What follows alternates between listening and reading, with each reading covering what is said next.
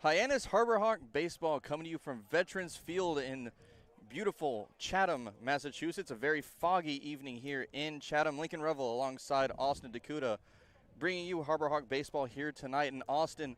The Harbor Hawks almost made a comeback in last night's game, only losing 4-3 over the Falmouth Commodores, and they looked to bounce back after just a rough game last night. Yeah, the Harbor Hawks never really could string together a few hits. They had a couple base runners, as you mentioned, in the ninth, but ultimately fell short. We talked to Coach B.J. Johnson before the game. He mentioned how their offense hasn't really come together as a whole, but they're working on it. A lot of different things in practice, trying some new drills, trying some new techniques, and hopefully tonight's the night that the offense can break out. We're moments away from first pitch. We'll get to those starting lineups here pretty soon. But first, we're going to head on down to our sideline reporter, Taylor Farmer, who actually caught up with Coach Gary Calhoun. Taylor, what do you have for us? Yeah, guys, Coach Calhoun seemed very calm, cool, and collected before the game. He talked about guys getting on base. He's not worried about that. He says we just haven't gotten a hit to knock them in yet. It seems like the focus for tonight will be to pitch well enough to win one. So we'll see if they are able to do that tonight. And if you'd like to check out the rest of that interview, you can check it out on the Hyannis Harbor Hawks YouTube. Thank you very much, Taylor. And late pitching has been the theme of the season for this Harbor Hawks team, as they have some strong pitching early on in those games, but it's the last bit of those games that have been a struggle for the bullpen, really, as we're going to get into the starting lineups here just a few moments away from first pitch. Austin, first off, the Hyannis Harbor Hawk lineup. Yeah, the Harbor Hawks are rolling out Caden Rose once again in the leadoff spot. He'll be back in center field tonight. Batting second is Ryan Romano, making his second start of the season, his first at shortstop. In the three-hole is Jake Cunningham once again getting the start in right field for the third consecutive ball game. Batting cleanup is Luke Mann, the third baseman. Batting five is Zane Harris, the designated hitter, had that monster solo home run in last night's game. Batting six, Mitch Harrigan, playing left field after the night off yesterday. Batting seven is the first baseman Mason Greer. Batting eighth is the catcher Adam Hackenberg, making his second start of the season. And his first start was rained out in that Brewster game. Batting nine is Mariano Ricciardi, the second baseman. And on the mound tonight is a left-handed pitcher from Chipola, Jalen Nolan. Very sturdy roster there for the Harbor Hawks. And then on the other hand, the Chatham Anglers coming in. Cam Chick going to start us off here playing second base. Jake DeLeo, the designated hitter, batting in the two-hole, followed by Caden Grice, the first baseman. Kevin Parada, the catcher, batting in the four-hole, followed by Lyle Miller-Green in right field. Andrew Benefield playing third base, and he'll be batting in the six-hole, followed by Caden Trenkle, Josh Rivera in the eight-hole, and Logan Britt, the left fielder, batting in the nine-hole, and Daniel Fetterman will be on the mound for the Anglers. Fetterman coming from the University of Miami, and we're just a few moments away now, as Austin mentioned just a few moments ago, Caden Rose, Ryan Romano, and Jake Cunningham set to start us off here tonight. Yeah, very solid top of the order. Rose started the year in the nine-hole. Mariano Ricciardi started in the leadoff spot. They did a little bit of a flop, and Rose has been successful in that leadoff spot. He's been getting on base at a nice clip. He's only batting 154 on the year, 2 for 13, but he does have 2 walks, 2 hit-by pitches, and when he gets on, he can run, as he is 2 for 3 on stolen base attempts. And then Ryan Romano, Lincoln, we talked about him a lot this week. He got his first start against Harwich earlier in the week and went 2 for 3 with a pair of RBI. So he's a guy who can put the ball in play, and that's kind of what Hyannis needs right now, is they need to put the ball in play and hope that good things can happen. Yeah, and it's not just putting the ball in play, it's putting it in play at the right times, as we've seen, as well as late pitching struggles, also late hitting struggles, as we've been struggling to bring runs across the plate late in games. We don't have a problem in most games bringing them across early, as we've scored plenty of runs early on in those games, but it's been a problem. It's been a struggle to find some late runs up to date, and we are just about ready to get underway now as Caden Rose is stepping up to the plate. Rose starting in center field for the Harbor Hawks tonight, batting 154 for the season. And in last night's game against the Falmouth Commodores, he ended with a 1-for-4 night with a single, a pair of flyouts, and a strikeout. He also ended up walking in the ninth. And that first pitch is a called ball, and we are underway with a 1-0 count. And the pitch from Fetterman is swung on and missed for strike one. Rose is an aggressive hitter at the dish. He can work the walk, as we've seen and talked about, but a guy who likes to put the ball in play. Great hitter up the middle as well. Really stays on the fastball. The 1-1 pitch, called strike. Brings the count now to 1-2. That pitch coming in at 89 miles an hour, the fastball from Fetterman. Lincoln, that fog is really starting to creep in here early. You can see everything still, but visibility might be at a premium. Yeah, Veterans Field, notorious for fog, been susceptible to fog delays. We've heard of rain delays, not very many fog delays nowadays, but very heavy fog here tonight. The 2-2, ripped down the third baseline, just foul. Another fastball at 89 miles an hour will stay at 2 balls and 2 strikes. One thing about Rose is he also likes to work the count and foul off a lot of pitches. He's a guy who, in your leadoff spot, does exactly what you want, which is drive up the starting pitcher's pitch count. You can't afford the leadoff guy to go down early in a count. You don't want him to just swing at the first pitch and ground out or something. So seeing Rose fight off a lot of pitches is a good sign, as you want to drive the pitch count up for Fetterman. Rose from Madison, Alabama, standing at 5'10", 185 pounds. As the 2-2 pitch comes in, and he grounds that one over towards first. That's picked up by Grice, and he'll toss that over to Fetterman for out number 1. A heck of a play there by Fetterman to get over and cover the bag. Rose runs really well down the first base line, but a great job by Fetterman just busting down the line, taking a perfect angle and getting the flip for out number 1. Ryan Romano stepping up to the plate. Romano, only 2 appearances this season. His first one coming in against Harwich, and then played also last night against the Falmouth Commodores, batting .667 on the season. Yeah, last night he pinch ran for Dylan Post in that 9th inning, so didn't get an at-bat or any time in the field.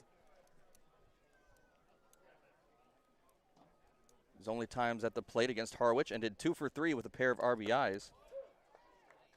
And they ended up being the only 2 runs in that game, ended in a 5-2 loss to the Mariners. Pretty packed house here tonight, Lincoln, as well here in Chatham. It was Good turnout. Very full grandstand. Fans lined down the foul lines as well, leading up to the Harbor Hawk and the Anglers bullpens, and also a good number of fans along the grassy knoll, sort of a little bit of a hill, starting out in right field and moving over to center. 1-2 the count. Fetterman comes home, and that is fouled off, out of play. We're back to the children chasing foul balls. Oh boy. And there are a lot of them this time starting in the bleachers, and really just a little bit of a distance race for that one. We saw in Harwich, I'm not going to do it again, but I just did it once for fun. Kids were standing ready to go, You wait till it lands. finding where the foul ball trends were and just waiting for their spot. That one a high fly towards center field. That's Trenkel settling under it and making the grab for out number 2. Now batting for Hyannis, the right fielder from UNC Charlotte. Yeah, Romano just get under it a bit. Jake Cunningham. Drop the hands, fly ball, hit it relatively well. It was hit high in the air. I mean, it's going to be tough with the fog, but it didn't seem like Trenkel had any problem with it out in center. No, yeah, he definitely didn't have a problem seeing it. And with this heavy fog, it'll be interesting to see if it plays a toll at all in today's game. Could be a factor. We saw an overcast night last night, and also against Brewster. And against Brewster, we actually saw where fly balls against the cloud coverage really played a toll on the outfield. Might be a similar result tonight with the skies mixing with the same color as the baseball. That 1-1 line towards the left center gap, and that is down for a base hit. That is a diving Brit, can't make the grab, and that is a 2-out double for Jake Cunningham. And Jake Cunningham just continues to hit the baseball well. That one just a gap shot for the guy who's made his home in the 3-hole the last couple of games. And he just continues to hit Lincoln. He had 2 hits in last night's contest. He had a hit in his first start against Harwich earlier in the week, and now a double here. And Jake Cunningham seems very comfortable in the leadoff spot for a guy who was a freshman in college this past year. He'll be a sophomore in the fall, and for someone that young, definitely not shying away from the Cape Cod pitching. No, definitely not. Cunningham, as you mentioned, had a couple of hits in last night's game. He ended 2 for 5 with a pair of singles. As this first pitch from Luke Mann is popped up towards foul territory down the third base line, and that is going to be brought in by Benefield for out number 3. That'll end the top half of the first. The Harbor Hawks go down. No runs, 1 hit, no errors, and Cunningham left stranded on second. We'll be back bottom half of the first coming up on the Harbor Hawks Baseball Network.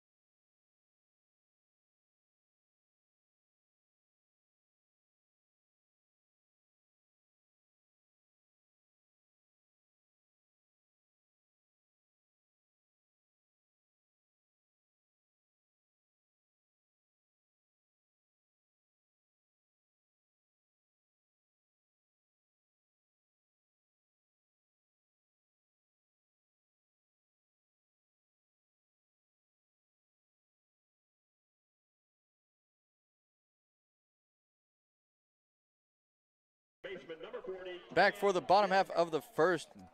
Hyannis scoreless in that top of the first inning after only 1 hit by Luke Cunningham. That's going to bring Cam Chick starting us off. Or that is Jake Cunningham, actually, excuse me. I had Luke Mann on my mind still, as Mann was that last out. Cam Chick starting us off, all by Jake DeLeo and Caden Grice, the 1-2-3 hitters coming up for the Anglers. On the mound for the Harbor Hawks is going to be Jalen Nolan, as he brings that 1-0 pitch in for ball 2. Yeah, Cameron Chick in the leadoff spot tonight. He's got some pop. He already has a home run on the season. Listed as a switch hitter, but hitting from the left side against a left-handed pitcher. Or excuse me, a right-handed, left-handed pitcher. A little bit of an interesting decision. Some guys want to work on that left side. You know, we see a lot of times in the majors, sometimes the switch hitting doesn't translate there. I know Roman Quinn on the Phillies ended up only batting from one side for half of a season. Blake Swihart, former Red Sox prospect. Some guys end up abandoning switch hitting and then just trying one side. So Chick maybe just working on that left side. And switch hitting definitely something that a lot of these scouts value. If you have the ability to switch hit at this level, it's definitely a underrated trait, very important trait to a lot of scouts. And Cam Chick reaches first after walking on that 3-1 count, and that brings Jake DeLeo. DeLeo, the designated hitter, as Nolan brings home that first pitch, and that misses low for ball 1.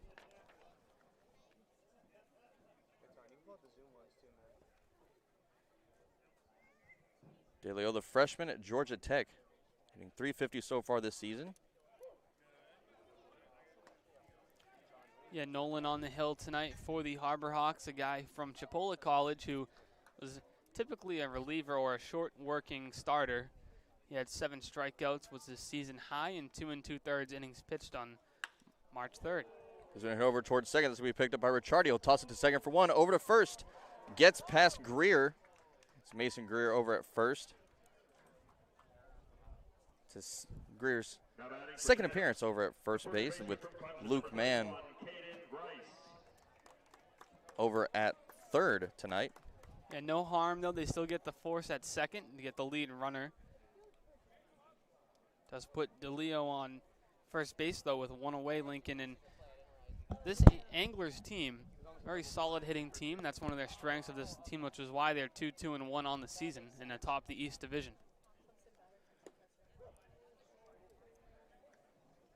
And with Grice up at the plate now, the Clemson batter, and you see Adam Hackenberg on the Harbor Hawks, the Clemson catcher, a little Clemson action. And to triple up on that, our sideline reporter Taylor Farmer from Clemson, so orange and purple all around. Count now at 2-0. As Nolan from the stretch, he comes set, has the sign from Hackenberg. Takes a long look over at first, and here's the pitch. That drops down low.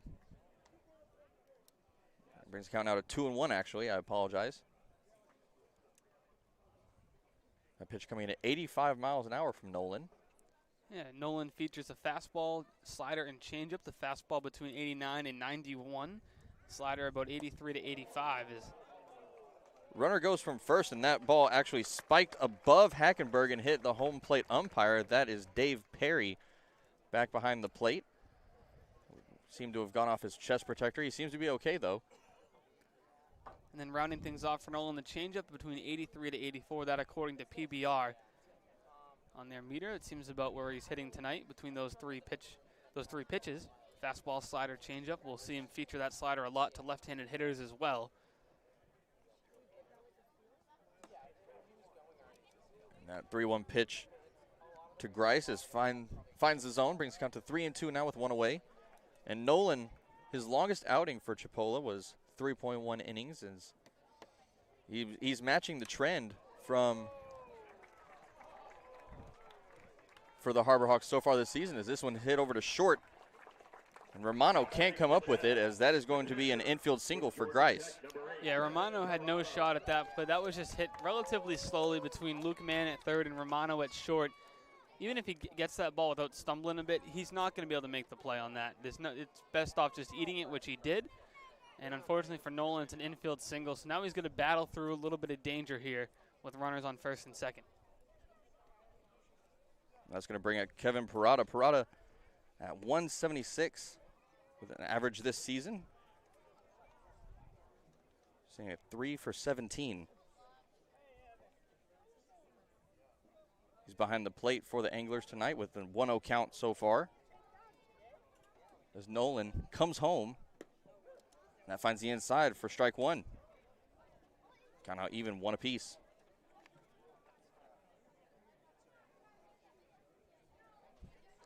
He's had to utilize that fastball a bit more than he would like here, falling behind in a couple counts in a row. Parada also from Georgia Tech, batting 176, as I mentioned. 2-1 the count. We have one away runners on first and second to force play at all three bags. And double play chance possibility for the Harbor Hawks, as this one's fouled off, evening the count at 2 apiece. Good change up there just below the belt, below the knees rather. And Nolan's got some good movement on his pitches. Left-handed pitching prospect that's very intriguing to a lot of the scouts that are here with that 3-pitch mix. You see 5 or 6 radar guns set up behind home plate. We've seen some scouts scattered throughout the field. Many, as Austin mentioned, stationed behind home plate. A couple along the foul lines as well. 2-2 the count. The pitch comes in. Runner goes from second. Throw over to third is in time. A strikeout throw out as Parada goes down looking, and DeLeo is thrown out going to third, and that ends the first as the Anglers go down. That's no runs on 1 hit, 1 error, and 1 left stranded. We're going to be right back. Top of the second coming up on Harbor Hawks Baseball Network.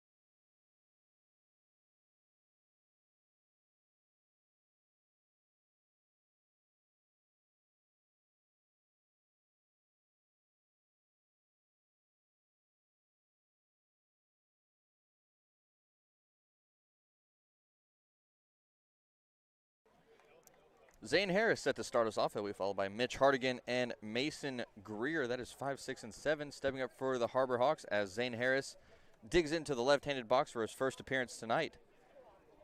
Harris ended last night's game with a 2-for-4 record, as he ended with a home run, a double, a strikeout, and a ground out. And that home run was an absolute moonshot at McKeon Park, and similar dimensions here to right field at Veterans Field, 314 to right, about 385 to dead center, and 340 down the left field line, so a little bit deeper to left. As Harris lines that 0-1 pitch foul, bringing the count now to 0-2. Harris is so strong. We saw it in yesterday's ball game, and we saw it at Wright State. Harris at 6'5", 260 pounds. Strong, massive left-handed batter. As he's ready for this 0-2 pitch. Fetterman still on the mound for the Anglers, as time is called and time is given. And the fog seems to have lifted just a tad. We can see the fans out in the outfield a little bit better than we could before. Still a little bit of trouble here as that 0-2 pitch drops down low for ball one. Yeah, came in with a 76-mile-per-hour off-speed pitch. Tried to get Harris fishing, but he's a very patient hitter at the plate as well. Current conditions in Chatham, that's currently 72 degrees. Wind out of the south-southwest at 6 miles an hour as this one's chopped over towards second. That's going to be Chick picking it up and throwing it over to first for out number one. Good play there by Chick on the backhand. Plants his feet, makes a strong throw to first. And for Harris, just got on top of the changeup there. Now Mitch Hardigan back at the plate. Hardigan with a 3.08 average so far this season, 4 for 13 on the season. From Florida Atlantic University, as he watches that one high and away for ball one. Hardigan's got a great arm out there in left field.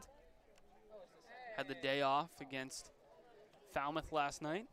Back in the lineup today in his usual spot in left, as we mentioned how Jake Cunningham's more comfortable in right than left.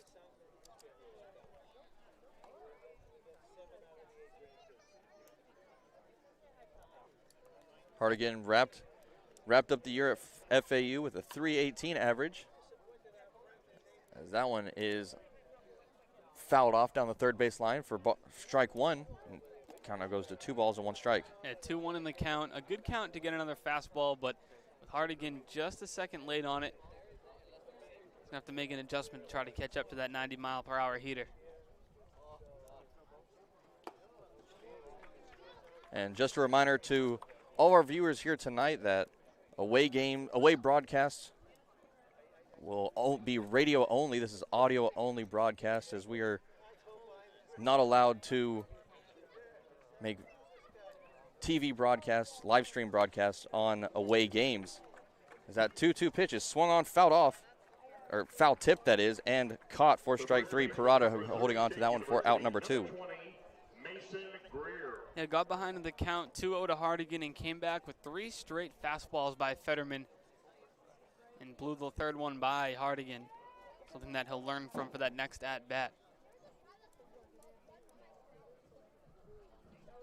That's going to bring Mason Greer up to the plate. Greer from McLennan Community College, as he watches that breaking ball for strike one. That ball coming in at 75 miles an hour, count at 0-1. That was a filthy backdoor breaking ball into a left-handed hitter. That's so tough to pick up because a lot of guys will change their arm slots depending on if they're facing a left-handed hitter or a right-handed hitter. So coming into a lefty, something that looks like it's in the right-handed hitter's batting box but ends up just working its way back. And sometimes the lefties give up on it way too early and just ends up finding the strike zone, unfortunately, for Greer in that pitch.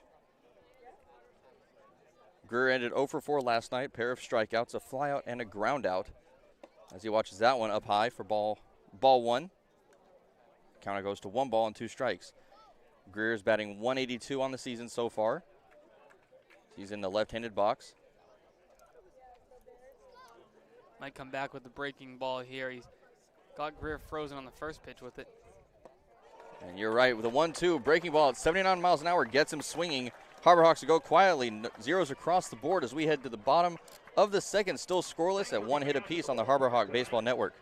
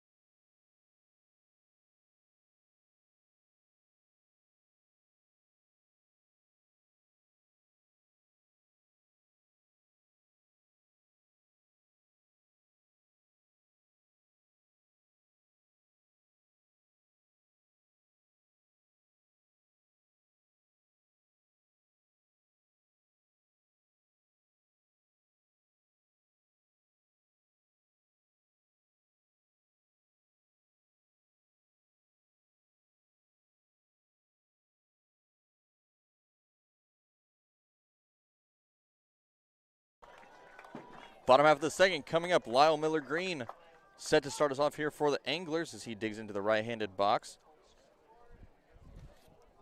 As Jalen Nolan back on the mound for his second inning of work as he brings that first pitch home for strike one. Miller Green at 250 on the season, 5 for 20. And all at bats so far this season as he watches that one go by.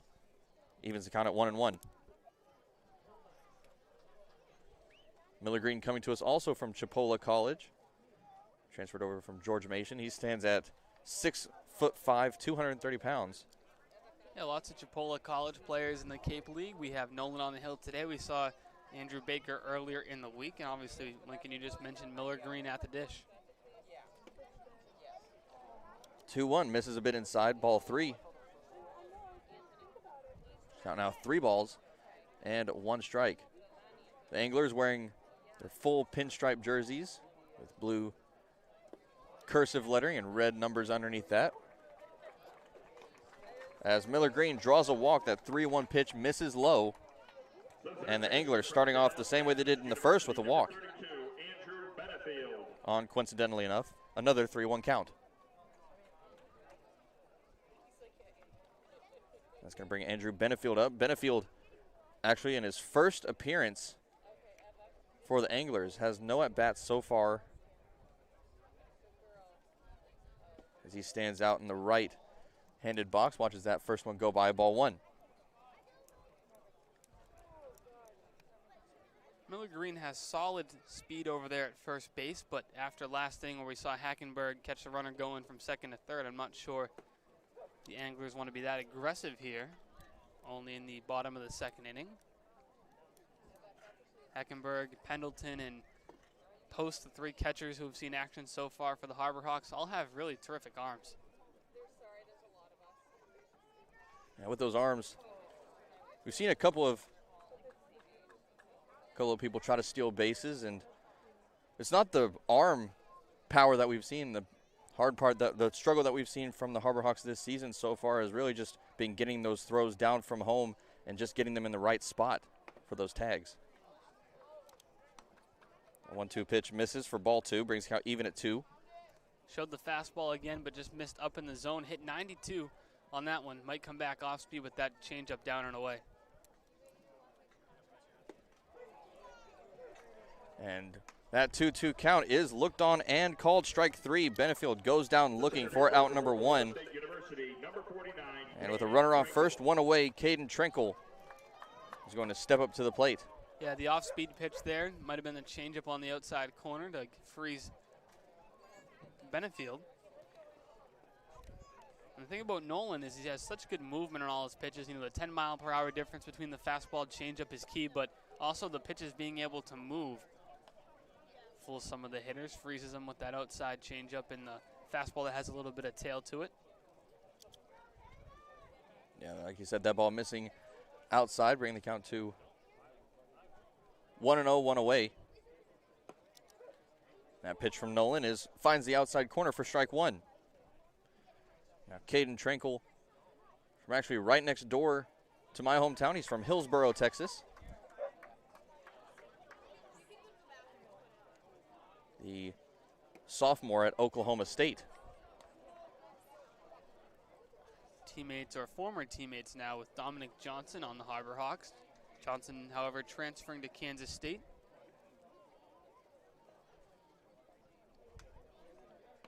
A 2-1 called strike brings it out even at 2. Utilizing that fastball to get the outside strike call. Able to put it right on that corner. Wouldn't be surprised to see the slider again here on 2-2, however. Lefty-lefty. Tranquil launches this one over towards left field, and that is going to be brought in by Hardigan for out number 2. And Tranquil now goes down to 0 for 4 on the season with that flyout, as he's now 0 for 1.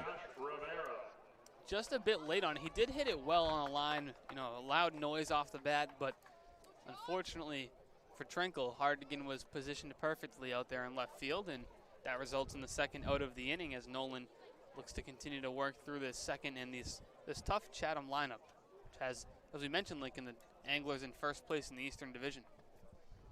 Yeah, Anglers tied for first heading into tonight's game with the YD Red Sox, both at 2 wins, 2 losses, and 1 tie. Meanwhile, the Harbor Hawks currently in last place in the West Division at a 1-3 record, currently at 6 points behind the Bourne Braves in first place. The 0-1 knocked over towards short. That's picked up by Romano. He's going to chunk that one over to first in time.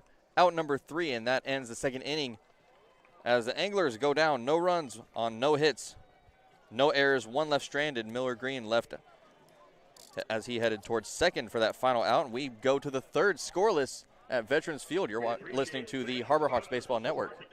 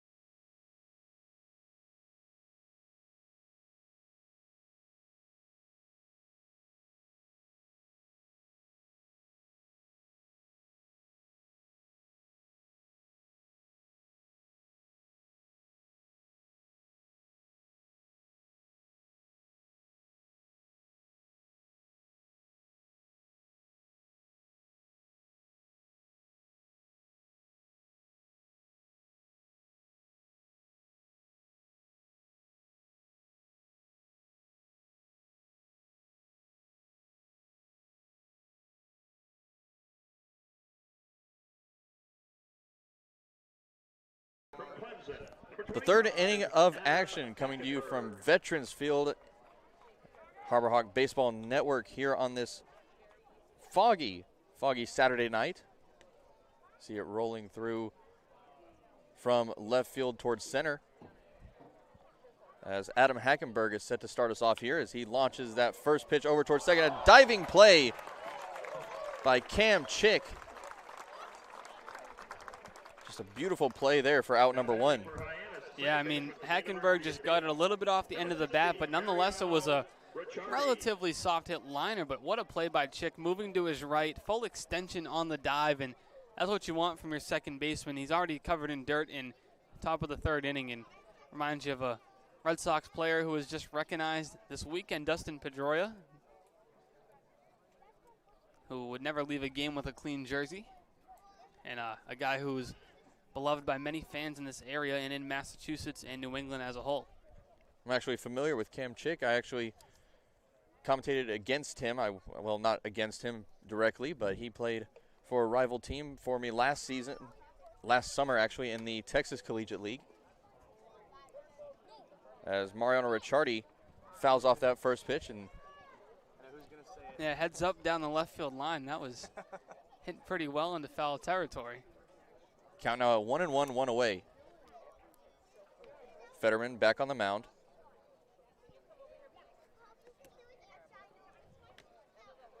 As the right-hander brings home the 1-1. Big swing there from Ricciardi, but he can't connect, brings the count to 1-2. As that pitch came in at 91 miles an hour, the fastball. Ricciardi has a really good swing from the left side, and he hits right-handed pitching particularly well. Ricciardi ended 0 for 2 in last night's matchup, as he ended with a lineout and a fielder's choice, as he reached base 3 times, ended up walking twice as well. Yeah, patient hitter at the plate. Doesn't really chase the ball outside of the zone too often. With the count even here, could get another fastball. Here's the 2-2, and a breaking ball, 81 miles an hour, gets him swinging, as Ricciardi goes down with his first strikeout, and that's 2 away now. Number 3, Caden Rose. Yeah, he's avoided throwing the breaking ball to, well, the slider rather, to left-handed hitters.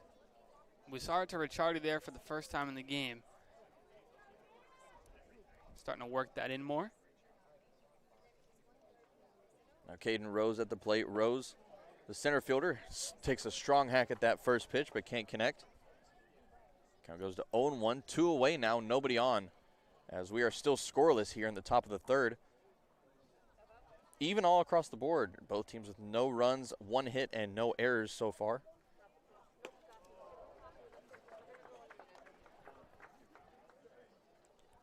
Yeah, just attacking Rose with the off speed as his head has flown off of the last 2 pitches. Would not be surprised if he triples up here. Sorry, change up slider. Maybe he goes back one more time. The 0-2. Breaking ball, 81 miles an hour. Yeah, the slider again there, trying to get Rose reaching. Couldn't get him to chase far enough. A lot of different ways you can go now on 1-2. An interesting wind-up stance there from Fetterman as he brings the 1-2 home. Fastball gets him on the outside corner, and Rose goes down looking. Another 1-2-3 inning for the Anglers as we head to the bottom of the third. Still scoreless midway through 3. You're listening to the Harbor Hawks Baseball Network.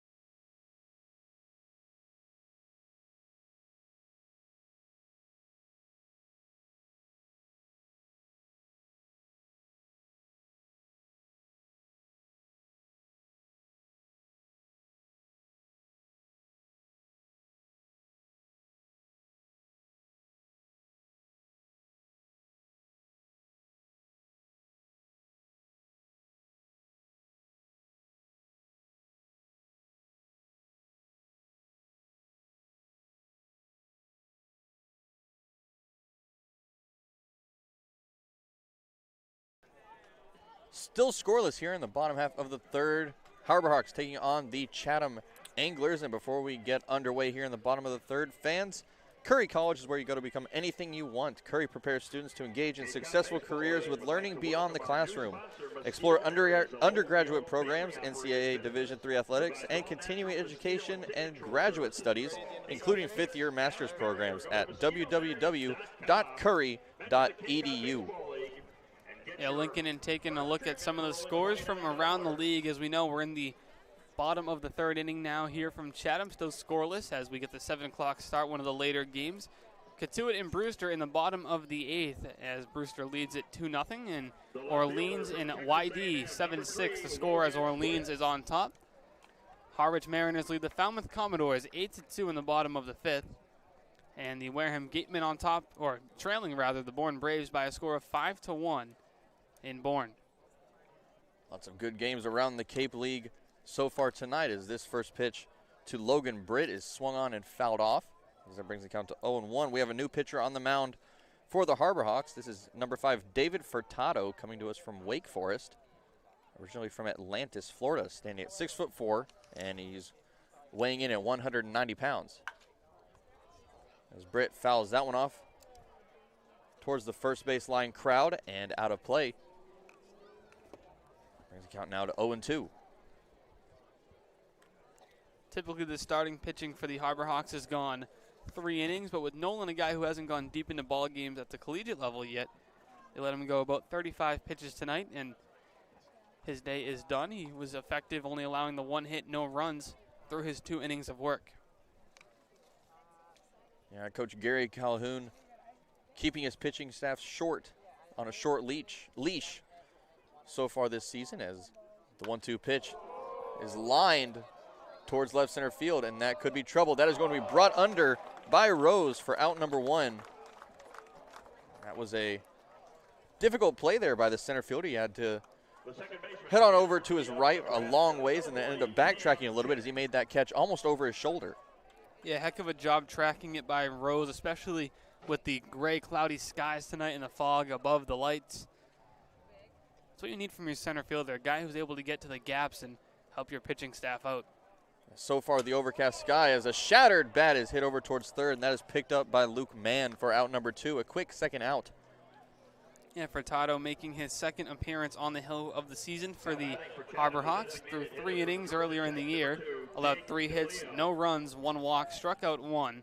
Did not get a decision. He's a guy who can go 3 innings. We'll probably see that tonight, depending on how he fares. Now Jake DeLeo up at the plate. He's had 1 appearance tonight as he reached on an error back in the first. He was also caught stealing after he was able to reach base. As part of that strikeout throwout play that ended up ending that first inning, as Kevin Parada ended up going down looking in the same play. 1-1 now the count. Furtado comes home, swing and a miss there. That brings the count to 1-2.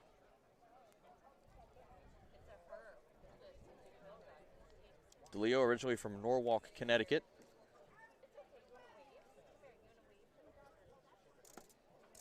As that 1-2 misses for ball 2.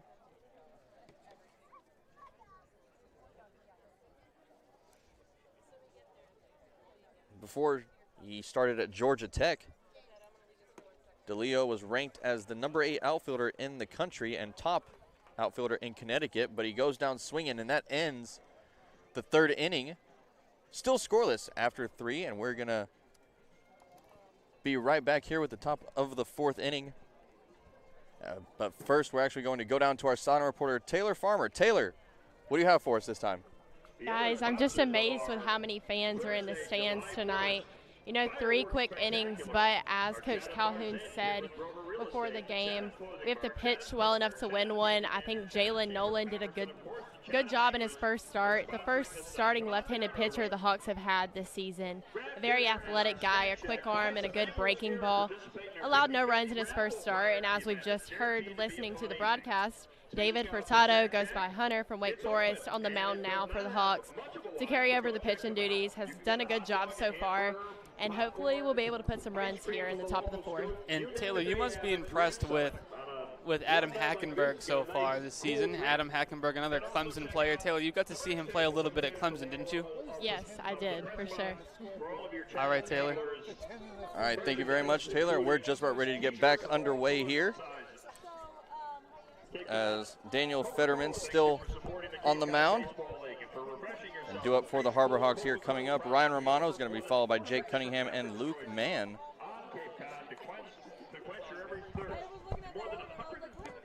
And the fog starting to lift here. And we're actually going to take a little break here as we're just about ready to get started with the top of the fourth inning. We're going to be back in a moment on the Harbor Hawks Baseball Network.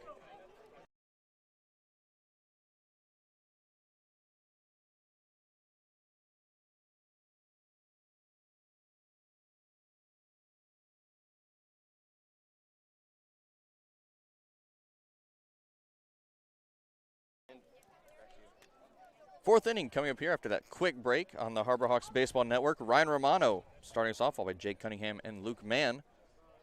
As Romano digs into the right-handed box. 0 for 1 on the night so far. He flew out to center field in his first appearance.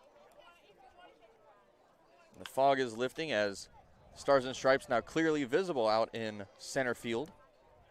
Romano fouls that first pitch off, brings the count now to 0-1. Romano can play all the infield positions, second, third, short. I don't know if he has a ton of experience at first, but has played and started at third for Florida State.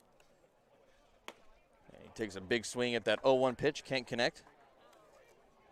Count at 0-2 now.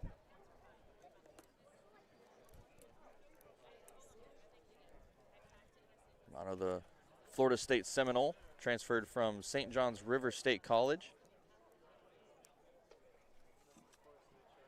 As the 0-2 comes home, breaking ball missing just low, brings the count to 1-2. That pitch coming in at 80 miles an hour.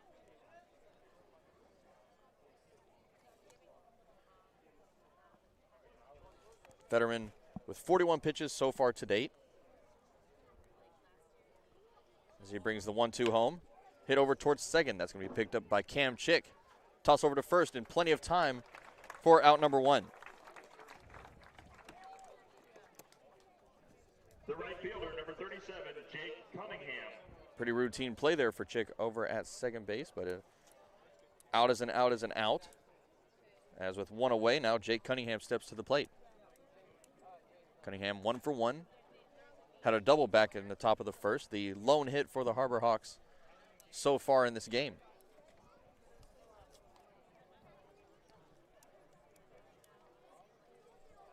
And the crowd continues to grow here from Veterans Field as now the grandstand is full. Standing room only now in effect, as even behind the grandstand, it's still pretty full. Lots of people here tonight.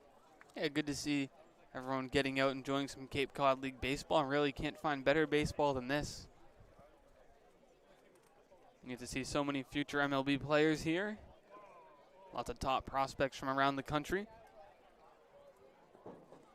Count out 2 balls and 1 strike to Cunningham.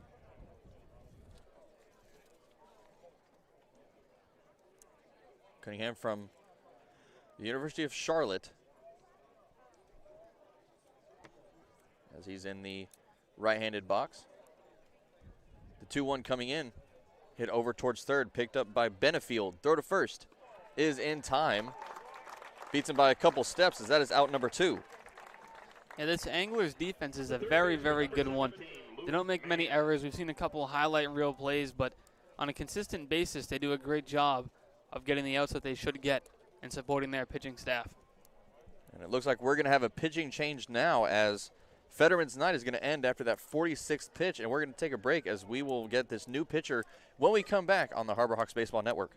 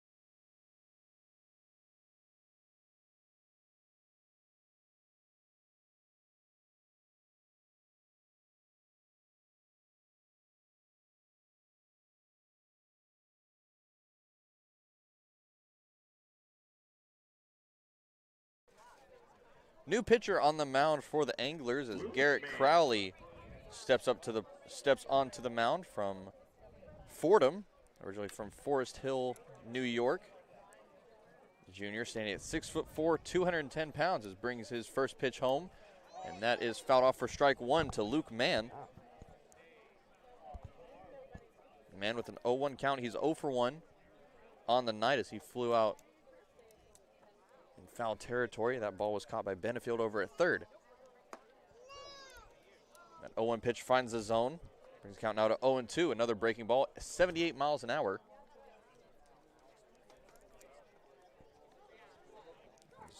Man in the left-handed box again. Pitch comes home, a long foul ball as that heads way out of play near the playground. That's a little ways past behind the crowd down the first base line. Mann's got some pop from that left side of the plate as well. We saw a double earlier in the year. Crowley at Fordham as that he gets the 0-2 pitch, swing and a miss from Luke Mann as that ends the inning. Another 1-2-3 inning for the Anglers as we head to the bottom of the third, still scoreless. Bottom of the fourth, that is, still scoreless from Veterans Field on the Harbor Hawks Baseball Network.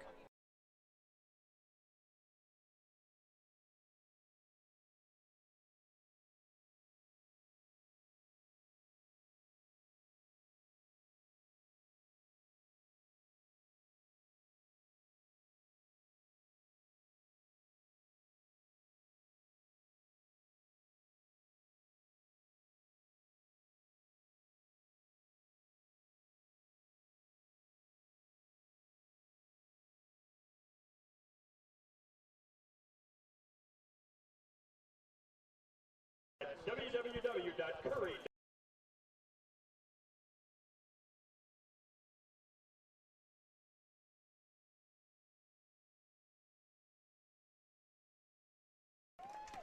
Bottom half of the fourth coming up as Caden Grice is going to start us off. Kevin Parada on deck and Lyle Miller Green will be in the hole. Grice currently 1 for 1 with a single back in the first.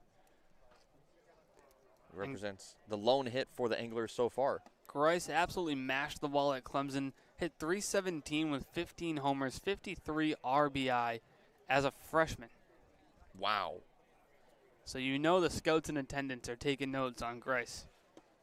Those would be impressive numbers for any player, and much less, especially a freshman player. Good grief.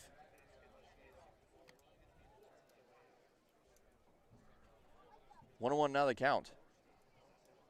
As Furtado comes home, swing and a miss there. Count now goes to 1-2. Grice is also a left-handed pitcher, actually a two-way player. Didn't have as much success as a pitcher this season, but nobody's going to mind when you're batting .317 with 15 bombs. 2-2 count now to Grice here, Lincoln. Furtado has a nice slider, too, an off-speed pitch. Might try to come back with that because you can't miss over the plate with a fastball to Grice. He can really get up in the zone. The 2-2. Did he check his swing? No, he didn't, says the third base umpire as he goes down swinging. Grice now at 1 for 2 on the night as Kevin Parada is going to step up to the plate. Yeah, he did come back with the off-speed pitch and threw it in the dirt. That's what you have to do against these hitters like Grice because they can hit anything above the belt. A fastball or something that hangs, they're going to take it yards. So burying an off-speed pitch in the dirt is a great pitch there by Furtado. And Austin, you've been really on point with the pitch prediction so far tonight. Just almost perfect. Well, now that means I'm not going to get the next few, I think. The way because I've been good so far, but usually doesn't continue throughout the whole game.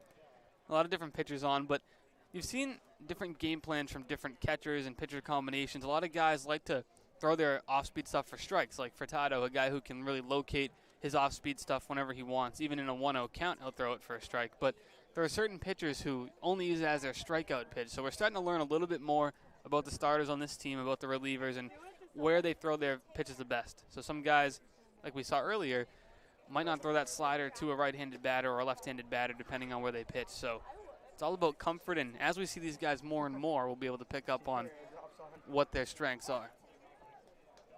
Count now goes to 2-2 for Tato. Comes set, looking for another strikeout. Here's the 2-2.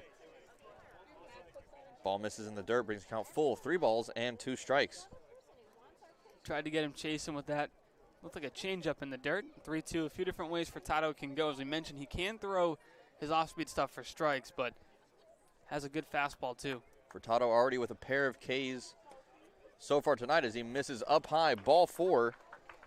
And that is a 1-out walk for Kevin Parada. He's still 0 for 1, but he's on base for the first time tonight.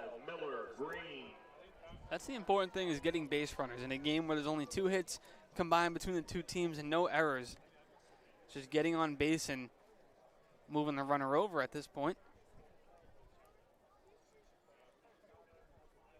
Lyle Miller-Green now at the plate in the right-handed box as he watches that one go by. Strike 1. That 0-1 pitch coming in at 92 miles an hour.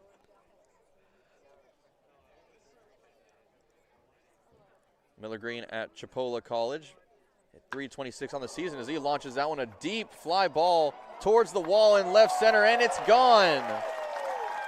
A 2-run shot for Lyle Miller-Green, and the Chatham Anglers take a 2-0 lead here in the bottom of the 4th. Well, he got a fastball at the belt and did not miss it. 93 on the gun, but I'm sure the exit velo was much faster as that ball left Veterans Field in a hurry. And that's where you can't miss, as we talked about it, to these hitters. Belting up, anything that misses over the plate is going to be gone. And Miller-Green just put that one out of left center in a hurry. And that was one of those home runs where as soon as it left the bat, you knew it was going quite a ways, as the sound, it just sounded different coming off of the bat. You didn't even have to be watching to know that that was going far. As Chatham now with a 2-0 lead, just about midway through this game here on Saturday night. As the lights have been on for a little while here, starting to become more noticeable as the sun slowly creeps below the horizon. Although I guess it would be if we could even see the sun, as it is an overcast day here tonight. The 0-1 pitch from Furtado misses high and away. We've rarely seen the sun this week down here. Right, yeah, I noticed that. We had Brewster, was a rain out earlier in the week. Harwich was nice, the weather was good there. Yeah. But then no game on Thursday, and then yesterday against Falmouth was also an overcast day. So we haven't really got the sunshine. I'm not complaining. I'm avoiding sunburns, but otherwise. See, I'm kind of complaining. I'm not complaining per se, but I'm kind of disappointed that we haven't seen the sun. That game in Harwich, actually just a beautiful sky, beautiful sunset as it went below the horizon, and just I want to see more of those while I'm here, you know? I'm sure they'll be playing, especially once we get into July. You know, the weather's going to start off in the 90s, and then it drops down, especially down here in Cape Cod. Don't worry, Lincoln, plenty of beautiful days ahead for you. See, in those 90-degree days, those are going to be the kind of days that I'm used to. This is unusually cold for me so far. As this one's knocked over to short, it's going to be picked up by Romano. Throw to first, a little high, but brought on by Greer, and that is out number 2. That's Riccardi at short. Now batting for Chatham. Oh, it's Kyle Ball. Looks like he was coming at shortstop. Ryan Romano got the start tonight. I didn't notice Ball came in there. I did not either. It's like he snuck in at some point during or before the inning, because Romano was up at the plate twice today. He had both the at-bats, so it's now Kyle. Looks like Kyle Ball over there.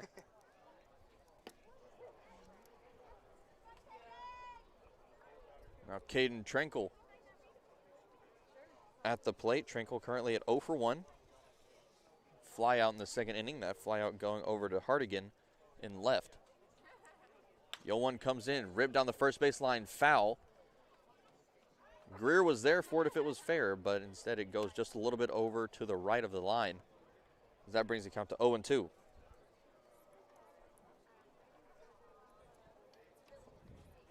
Trenkle looking for his first hit, as he's 0 for 4 now on the season.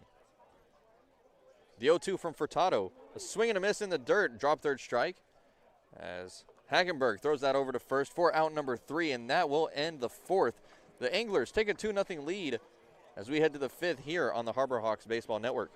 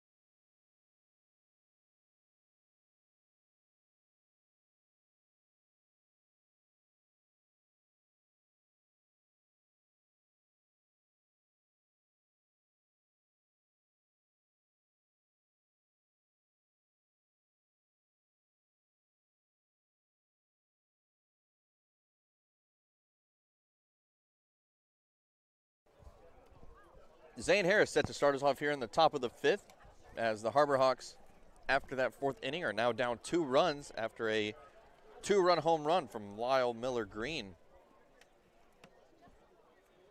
Zane Harris currently at 0 for 1. Has a home run on the season, as we saw last night, a absolute monster shot.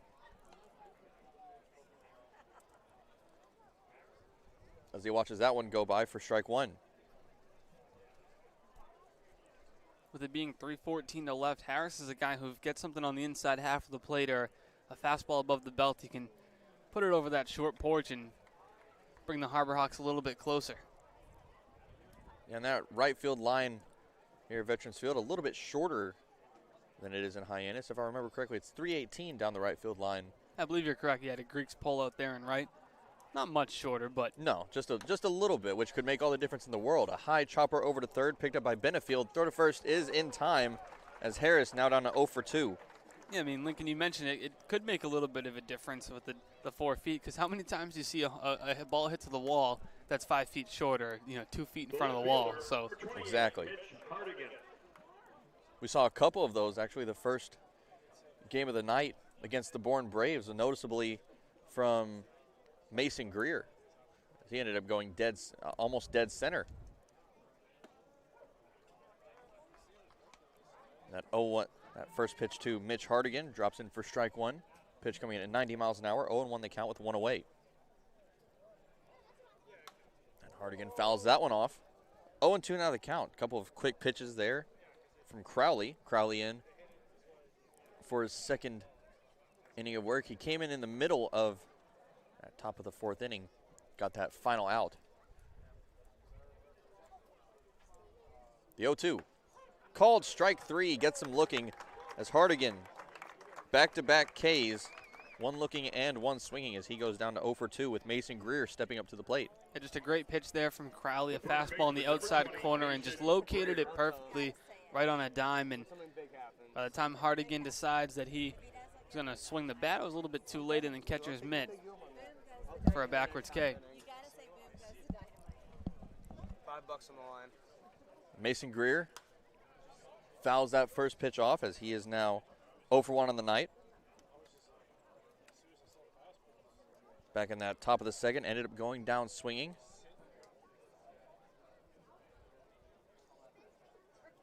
There have now been 6 Harbor Hawks that have been fanned so far this game as that pitch finds the zone for strike 2.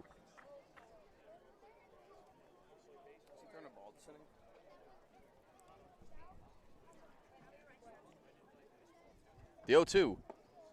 Called strike 3, and Garrett Crowley gets out of that top of the 5th inning without throwing a single ball as we head to the bottom of the 5th. Anglers up 2-0 on the Harbor Hawks Baseball Network.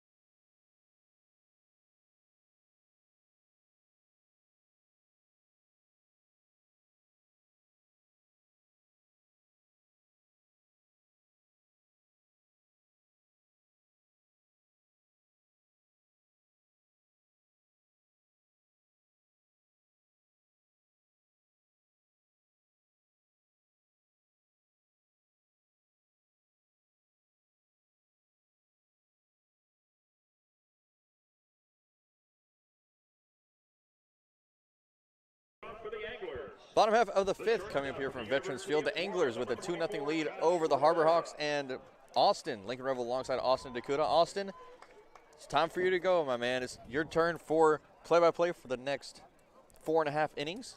All right, Lincoln, thank you very much. Excited to get going here from Veterans Field. Terrific job, as always. Thank you very much. Tough act to follow. I'm sure you'll follow it pretty easily. I don't know about that, but We're hoping the Harbor Hawks can come back in this game trailing 2-0 here to the Chatham Anglers. Hunter Furtado back on the mound as Rivera grounds that one to third. Tough play from Mann. He makes a throw on the run to first for out number 1. A nice play by Luke Mann at third base to retire Rivera for the first out. Well, you know, Austin, it's like I said the other night versus Harwich, done enough from Mann, as he had a couple of great plays that night and another great play tonight as he made that throw on the run. A perfect play and a perfect throw over to Mason Greer for out number 1. Yeah, Mann at third base, like when you said it, he's always making some kind of highlight play over there. I mean, whether it's coming in and making a barehanded play or a backhand strong throw, a strong arm, athletic feet, and he's quick to get to the ball. With one away in the inning, that brings up Logan Britt, their left fielder. Britt 0 for 1 on the day, flew out to center field back in inning number 3.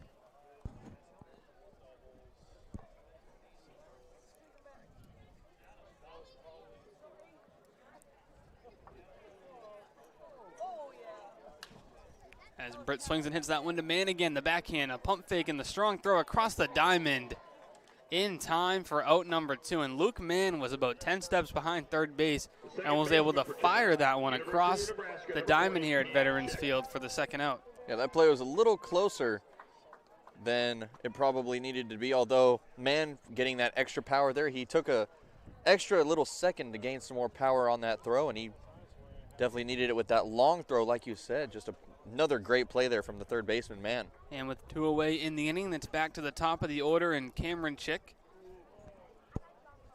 the second baseman today, had a nice diving play earlier in the ball game. It's 0 for 1 with a walk as well. That was to lead off the ball game against the Harbor Hawks starter Jalen Nolan, who went 2 innings. As Furtado spikes a slider off the plate, and it goes towards the backstop. There must be quite a lip in between that home plate, as we've seen a couple of balls that hit that little spot and then just bounded over the head of Hackenberg behind the plate. Could be dangerous if there's a runners on base situation, like in a pass ball or a wild pitch in that case with that little lip, as you mentioned. We've seen a couple of them take off on Hackenberg, but he's had a electric game behind the plate, catching a runner stealing. His pitchers have been effective, just allowing the 2 hits. Of course, the crucial hit was the Miller Green 2-run home run last inning in the bottom of the 4th, which has propelled Chatham to this 2-0 lead. Counts even at 2-2 to Cameron Chick. Digs in from the left side once again. The blue bat high up as a ball has come in from the right field bullpen of the Harbor Hawks as the pitcher warming up sailed the throw. Looks like a right-hander getting loose for Hyannis as Furtado into his 3rd inning of work in relief. The second time in the year he's worked 3 innings. Unfortunately, this appearance he's allowed 2 runs. Check swing, they'll check at third. If he went, they'll confirm that he did with Mike Rabideau, and that ends the inning. The Anglers go down in order. Hyannis looking to get on the board when we return on the Harbor Hawks Baseball Network.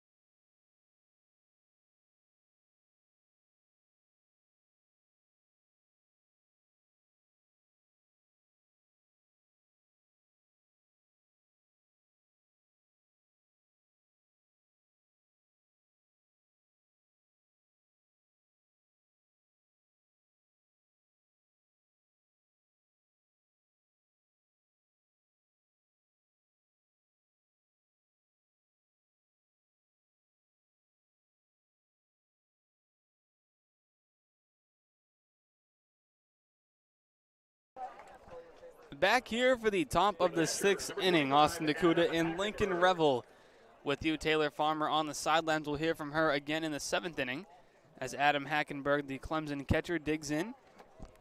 Hackenberg 0 for 1. He hit the ball well in his first at-bat in the top of the third, but unfortunately Cameron Chick made a diving play that retired the catcher. That was a fantastic play from Chick back in that third inning. Just a great diving play towards second base. One thing Hyannis has struggled with this season has been the strikeouts, as another ball has come on the field from the bullpen in right. They'll retrieve this one without stoppage in play, so Hackenberg swings and fouls it off. Nice catch over on deck there by Mariano Ricciardi, as that one nearly came up on the brim of his helmet. Ricciardi showing one of the many important factors that come into one of the important traits needed for these college players, just quick reflexes, and he showed them off grabbing that foul ball easily.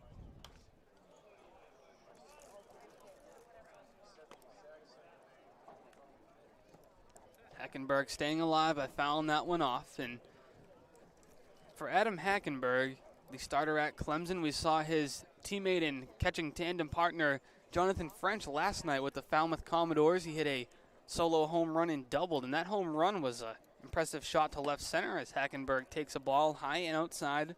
Count moves to 1-2. Lincoln, Jonathan French really impressed last night. He did. That home run, as you mentioned, just a no-doubter. And that was one of those home runs, like I said earlier, where as soon as it left the bat, you just knew it was going out. And out it went as that went high into the trees last night. Hackenberg behind to Crowley, 1-2. The pitch from the lefty is grounded back to the mound. Crowley takes it himself, takes a few steps, and flips it over to first for out number 1. Thought he was going to try to race Hackenberg to the bag himself there. Yeah, just a good little routine play there coming in from Crowley as he just gobbled that one up, tossed it over to first.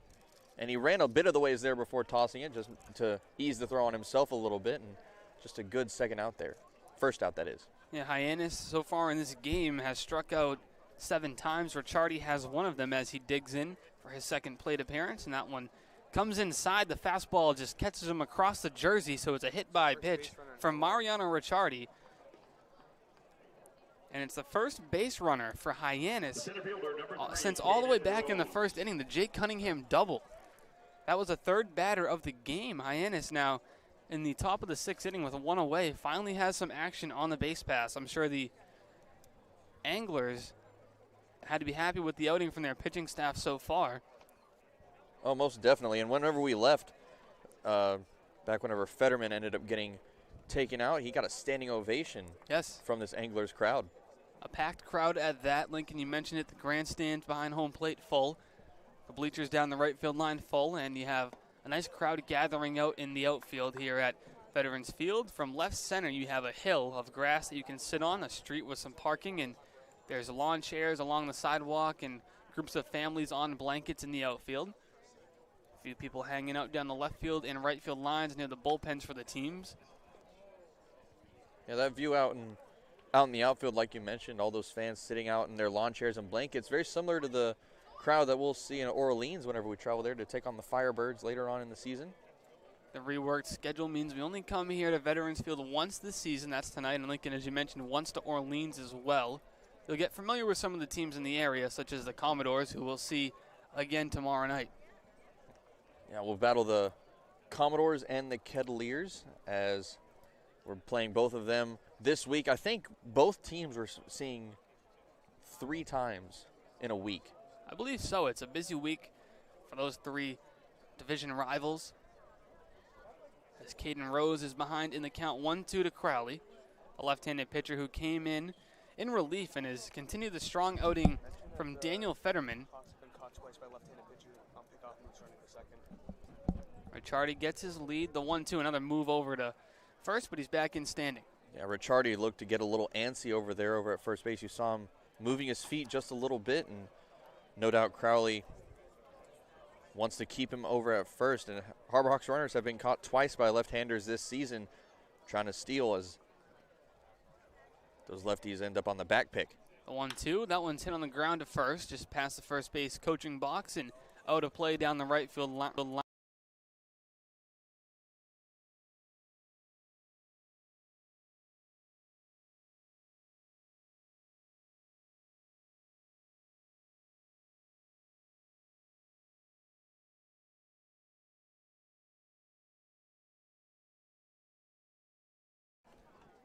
Our apologies for the minor technical difficulty there as our audio dropped out for just a second, but we're back. Austin, DeCouta, Lincoln, Revill. Didn't miss much. Mariano Ricciardi still on first. It was Caden Rose who just went down on the punch-out, which brings up Kyle Ball for the first time in this game, the right-handed hitter from Stetson, replacing Ryan Romano, who got the start at short. Before the rest of Kyle Ball's at bat, we want to take a moment to remember and recognize Paul Gallup, who passed away this offseason. Paul was a fixture at Veterans Field here in Chatham, a volunteer, a host dad, a public address announcer, director, and president. He was the Cape Cod Baseball League commissioner in 2003 and a Cape League Hall of Famer in 2019. Our thoughts go out to the Gallup family as we remember Paul Gallup. That went on the ground to second off the glove of Chick, and he can't recover in time. So that'll put Ricciardi on second, Kyle Ball on first after the error by the second baseman Chick. Yeah, and Chick had a couple of good plays over at first, or over at second, a couple of routine plays as well, and that routine ground ball just ended up a little too much for him. Ended up taking a bit of a bad hop as that went off of his chest, and undoubtedly that'll be an error on the second baseman. First error of the games between these two teams here in the top of the sixth inning brings up Jake Cunningham. He has the only hit of the night for Hyannis, a double back in the first inning to left center field. Cunningham is a great fastball hitter and a very patient hitter at the dish.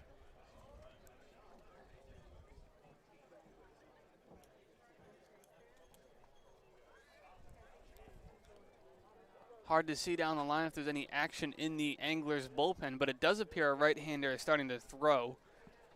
A little bit of a tough angle here to see.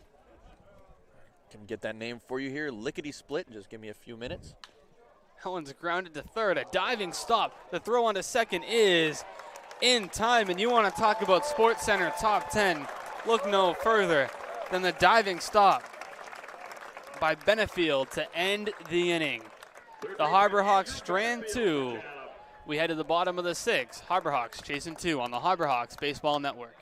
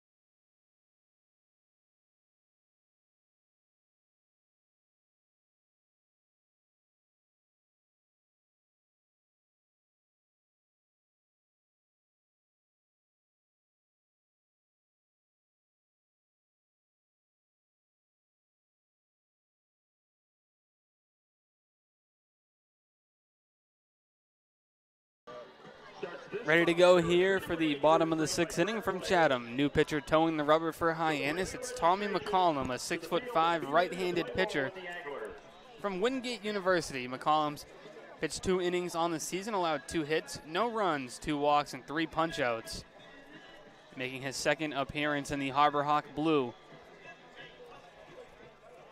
And that first outing from McCollum, quite an impressive outing for his first one of the season. Just a great start to the season for him, and let's hope he can put something similar together tonight.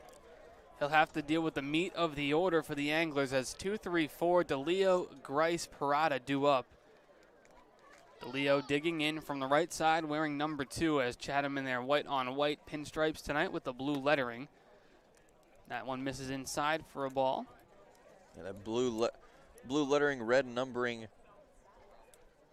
near the kidney is very similar to the Dodgers. That one grounded to third. Man spins, throws on the run.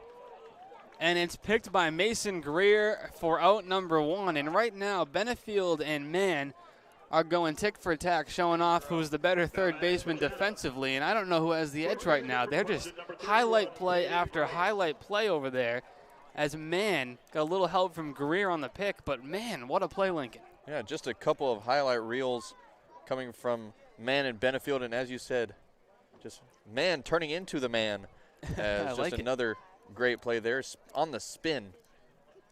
Very difficult play there. So McCollum retires the first batter he faces here in Chatham, as that brings up Caden Grice for the third time in the ball game. 1 for 2 with a base hit. Heading the count now 2-0 as the fastball misses on the outside corner. Too far outside for home plate umpire David Perry. We have Mike Beald as the first base umpire tonight and Mike Rabideau at third. The three-man umpiring crew per usual.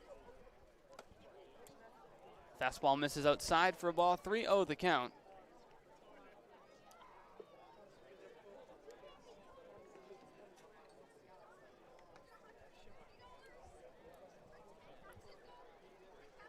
Grice is such a talented hitter at Clemson that I was going to say, he might have the green light here. He thought about it, but held up anyway, and draws the walk with 1 away.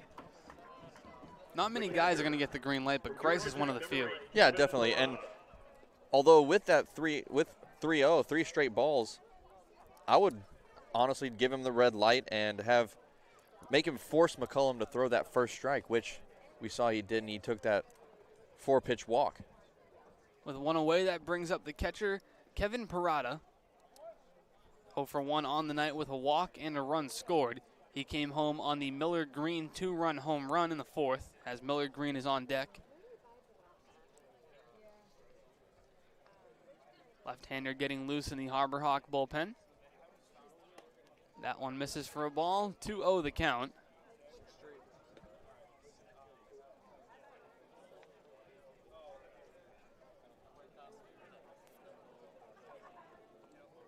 Parada in a good count, 2-0 to get a fastball from McCollum.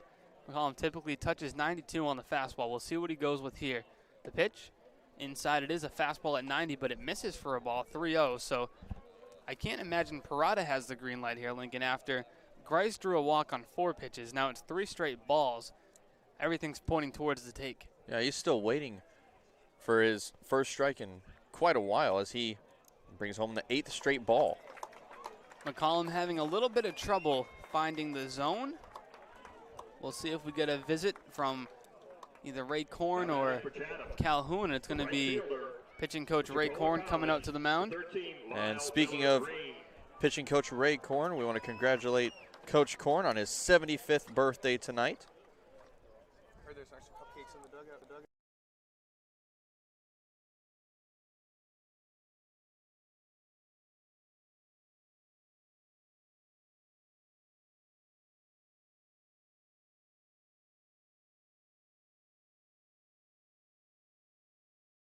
Seeing the ball very, very well tonight. 1 for 1 with the 2-run home run and drew a walk. Miller Green turning heads this season, also turned heads last summer as he played for the Amarillo Sod squad from the Texas Collegiate League. And did some damage down in that league as well. The 9th straight ball issued by McCollum.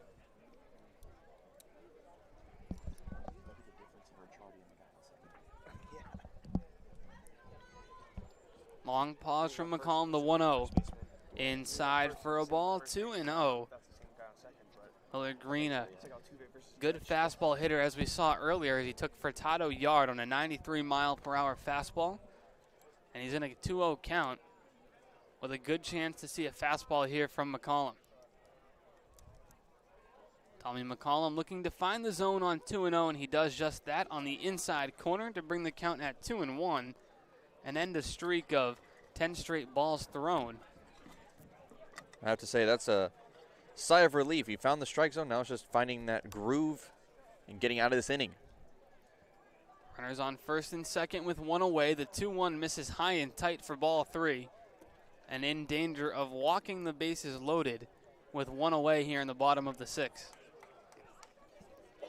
Just 3 hits between the two teams, but it's the walks that hurt Hyannis in the solo, well, what would have been a solo home run for Green, but thanks to a walk in the previous at-bat, it was a 2-run bomb to left center as Miller Green fouls the fastball back and brings the count to full at 3-2. Grice gets his lead from second. Parada gets his lead from first. Miller Green digs in the box. Long pause from McCollum as Miller Green holds the bat parallel to his shoulder. The 3-2.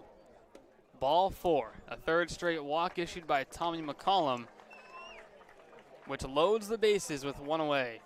You know, and it started off so well with that great play over at third from Mann, and then since then 3 straight walks, and it looks like we're going to have a pitching change here. Some nights you just don't have the location in control, and it seems like, unfortunately, for McCollum, having a little bit of trouble locating in this outing, but he was great earlier in the season in that 2-inning appearance. Unfortunately for Tommy McCollum, his night is done. A pitching change here at Veterans Field.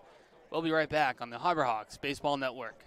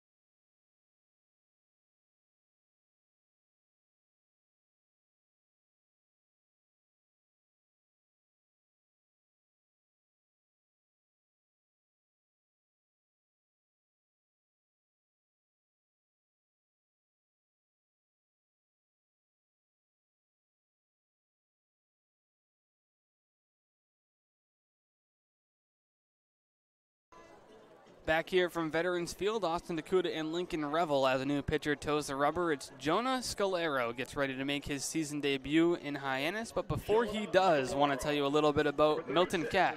For sales and rentals of Caterpillar machinery, generators, and marine engines, visit MiltonCat.com, your area cat dealer. Milton Cat, the Cape and Islands Caterpillar dealer, is proud to be a sponsor of today's game. Beautiful read as always, Austin. Thank you. Let me ask you, have you ever thought of being a poet by any chance? A poet. Yeah. I can't say that I enjoyed English class in school, so I don't know about being a poet. Well, I definitely can't rhyme.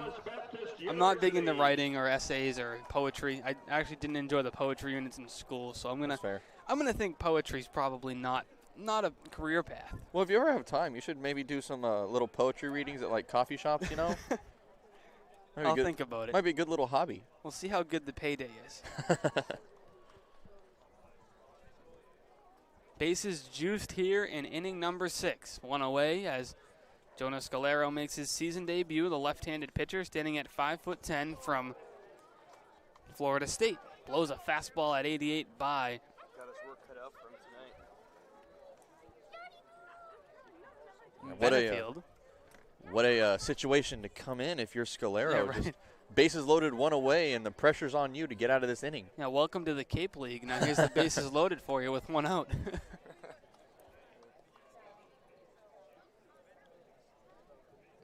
Yeah, not to mention it. In his debut, you're like, here you go, out you go, and just trial by fire, so to speak. The 2-2 is swung on the back pick to first, and they're going to say not in time. Ooh. A heck of a throw by Hackenberg on the snap throw down to first. Greer got there and covered. But first base umpire Mike Beal says, no, sir. I don't know about that one, Beal. I'm going to disagree with you, dude. Heck of a throw, and it looked like it beat him. But yeah. unfortunately for Hyannis, it's still going to be bases loaded. The count 2-2 to Benefield. Outside corner, they're going to check with Beal at first. He'll say he did not go. Brings the count to full. Nowhere to put Benefield with 3 balls, 2 strikes. You know, I have to say, that throwdown is one of those plays where you wish that they brought the instant replay to the Cape League, that like they have it for some games in at the NCAA level. The 3-2. Ball 4. Hyannis has walked 4 straight batters and added on a run to the Chatham Anglers' lead to make it 3-0. And this is about as bad as it could have gone after that great first out that we mentioned a couple of times, and since then it's just gone all downhill for Hyannis. In steps Caden Trenkle, the center fielder, 0 for 2 to this point. First pitch on the outside corner, called strike, 81 miles per hour on the slider. And Austin, just think that is the 5th strike in the past 5 batters, including this one at least. Including his current at bat. Tough string here for the Harbor Hawks. That one sails up near the dome of Trenkle, but fortunately it doesn't come close to hitting him. The count moves to 1-1.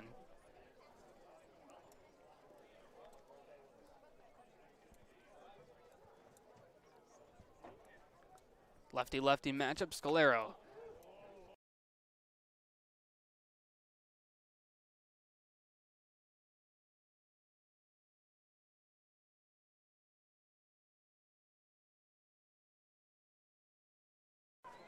Two straight runs have come in, and that deficit is just getting bigger and bigger for this Harbor Hawk team. That's going to bring up Josh Rivera, the shortstop. He's 0 for 2, a pair of groundouts to the left side of the infield. 1 to short, 1 to third. First pitch to Rivera, misses low for a ball, 1-0 the count. Got a right-hander stretching now in the Harbor Hawks bullpen. No catcher yet out there with him.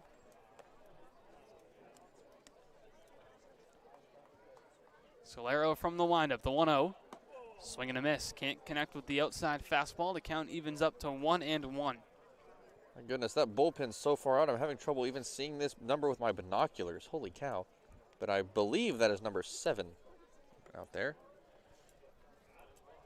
There's going to be Nolan Crisp getting stretched out there. The 1-2 is 1-1, is fouled back to make it 1-2. Saturday night baseball action here from Veterans Field. Austin DeCouta and Lincoln Revill with you as the Harbor Hawks now trail the Chatham Anglers 4-0. A little bit of a rough spot this inning with 4 walks and a hit by pitch. No hits in the inning for Chatham, but 2 runs have come across. Ground ball to second. Ricciardi picks it, throw to short for 1. The throw on to first is in time, and the Harbor Hawks get the double play they need to get out of the inning. No hits in the inning, but 2 runs come across, and Hyannis has now made the deficit a little bit bigger as they chase 4. We'll be back for the top of the 7th on the Harbor Hawks Baseball Network.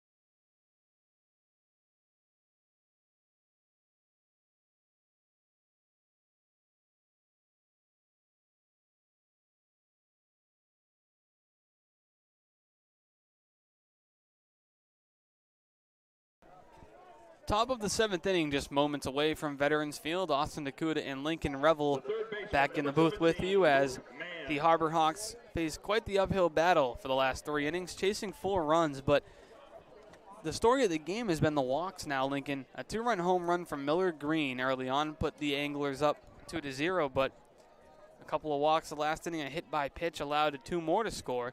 And you'd be surprised, it's 4 runs, 2 hits, 1 error for Chatham. And Lincoln, just 3 hits between the 2 teams.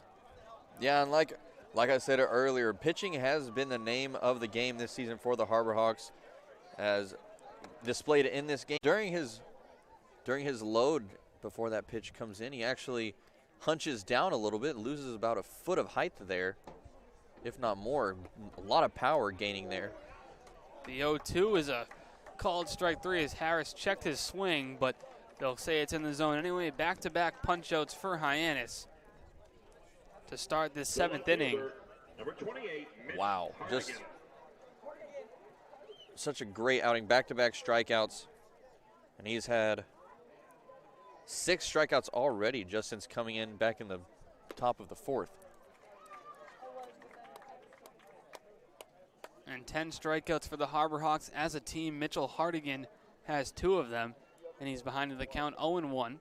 Hardigan came into the game batting .308 on the year, a very solid bat from the left side of the plate, playing left field on a typical night.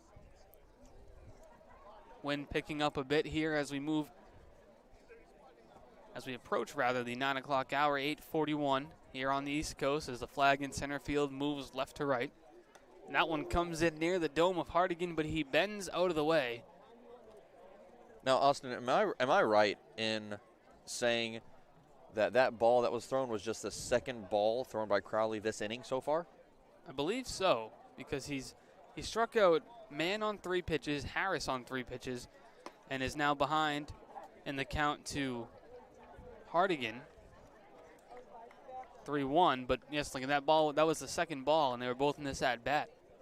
He's been efficient. He has, efficient and dominant. The 3-1 finds his own called strike, so it's 3-2, the count full with 2 away to Mitchell Hardigan.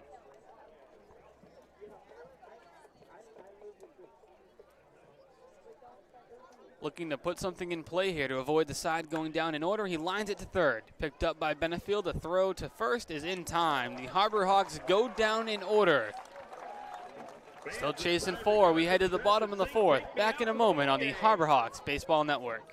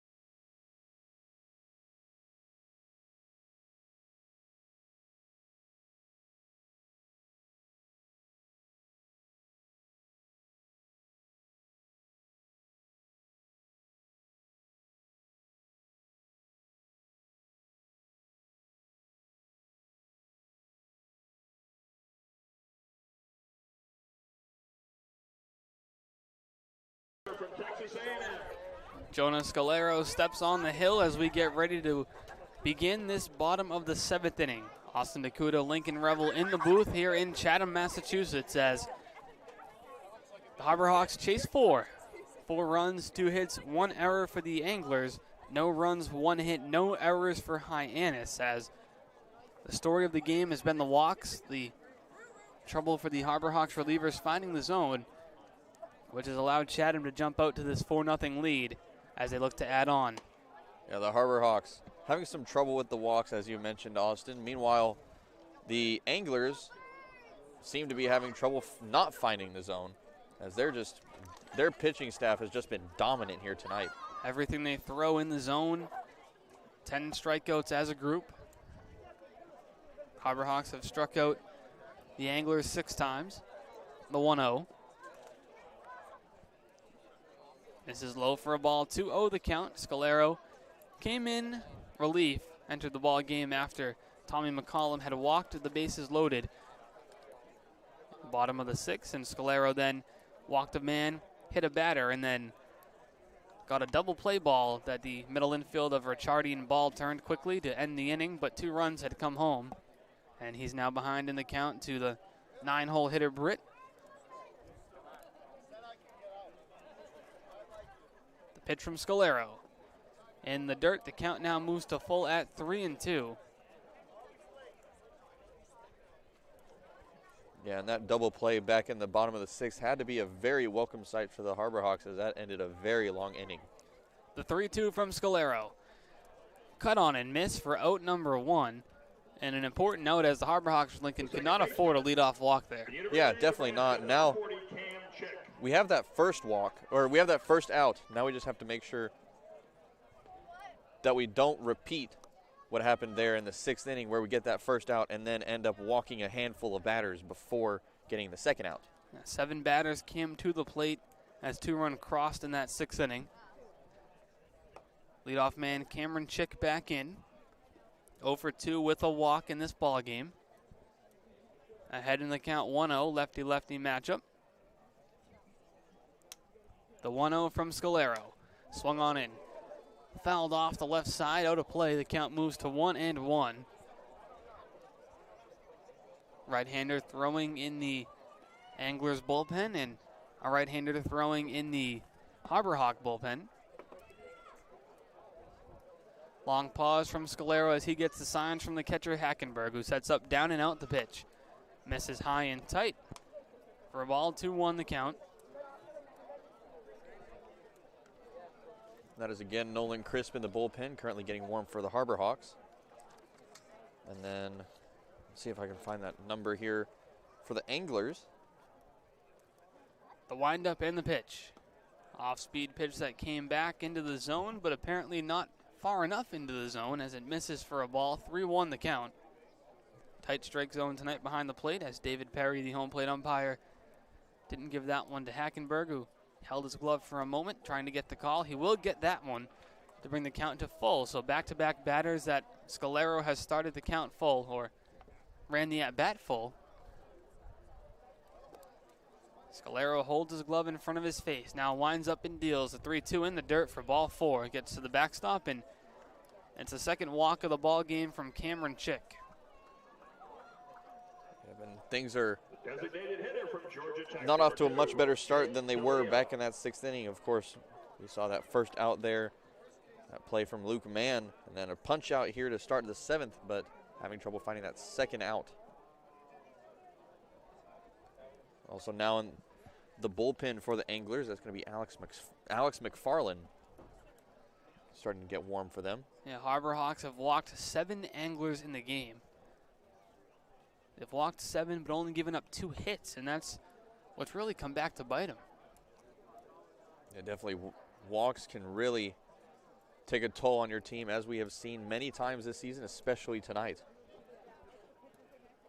1-0 the count as Jake DeLeo digs in, the designated hitter. 0 for 3 on the night. He was also caught stealing. He reached on that fielder's choice back in inning number 1. It was a heck of a throw by Hackenberg back in the 1st inning as this game was still in its infancy.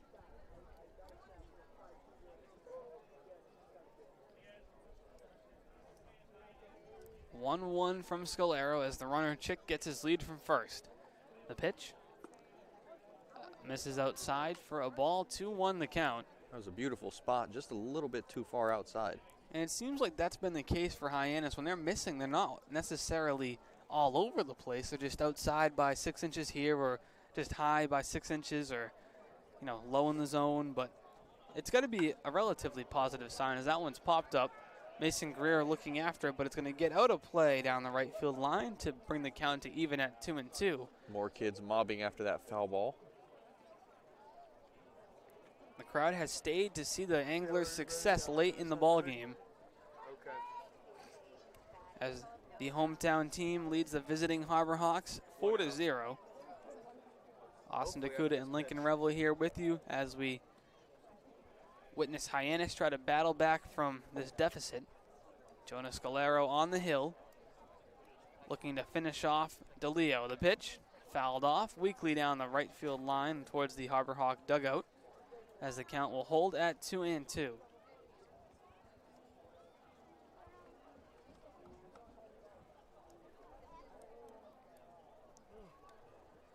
The outfield wall here decorated in blue and the ribbons hanging from it as well. The center field dimension of 385 where the two walls meet and form kind of a point. Have a little bit of a gap in right center where the wall kicks back at 357 marker in right center.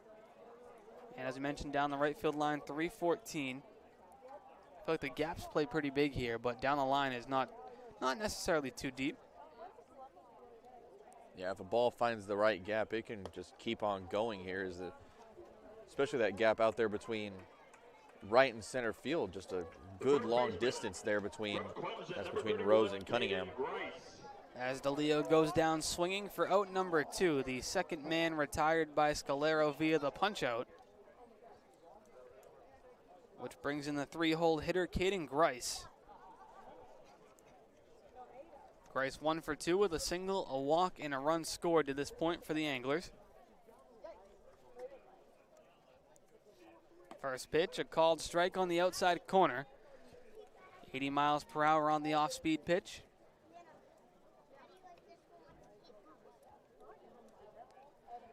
Scalero looks in, gets a sign from Hackenberg. Cameron Chick gets a 5-step lead at first. Beautiful curve ball. Finds the zone for a strike. 0-2 the count. 2 away in the inning. Scalero has retired 2 on the punch-out. Sandwiched a walk in between to Chick, who's on first. Looking to retire Grice on this punch-out for the second time in the ballgame. Runner goes. That pitch misses high. The throw by Hackenberg is in time. That throw was right on the money from Hackenberg. As you mentioned, Austin, he just has a cannon behind the plate. And a outcry here from the Anglers fans. Boos raining in as ball got over there. Made the tag to catch the runner Chick stealing, but the ball came rolling out of his glove. They do ring him up as out. Looks like the umpires are going to have a bit of a conference, so we're not going to go to break just yet. We'll hold right here. They may have not seen it roll out, Lincoln, or they could have said that he had the tag and the ball came free after. We will wait for the official conference, as it was Mike Rabideau on the call. They will reverse the call. The runner is safe. Harbor Hawks going to have to come back out of the dugout. So a stolen base from Cameron Chick. It was a throw on the money from Hackenberg. He almost had his second runner caught stealing in the game. However, it pops out of the glove of Kyle Ball. And after a conference from the umpires, they overturn the original out call as Chick is ruled safe. So it's a 1-2 count to Caden Grice. Runner on second base. Yeah, as much as I would have loved to have that third out, I'm not really, like you said, I guess they just didn't see it roll out. But yeah, right on the tag. He tried to put the tag down, but it just didn't stay in his glove. And the problem here is Adam Hackenberg was due up second this inning coming in. So he had ran off the field thinking they got him out and de-geared already.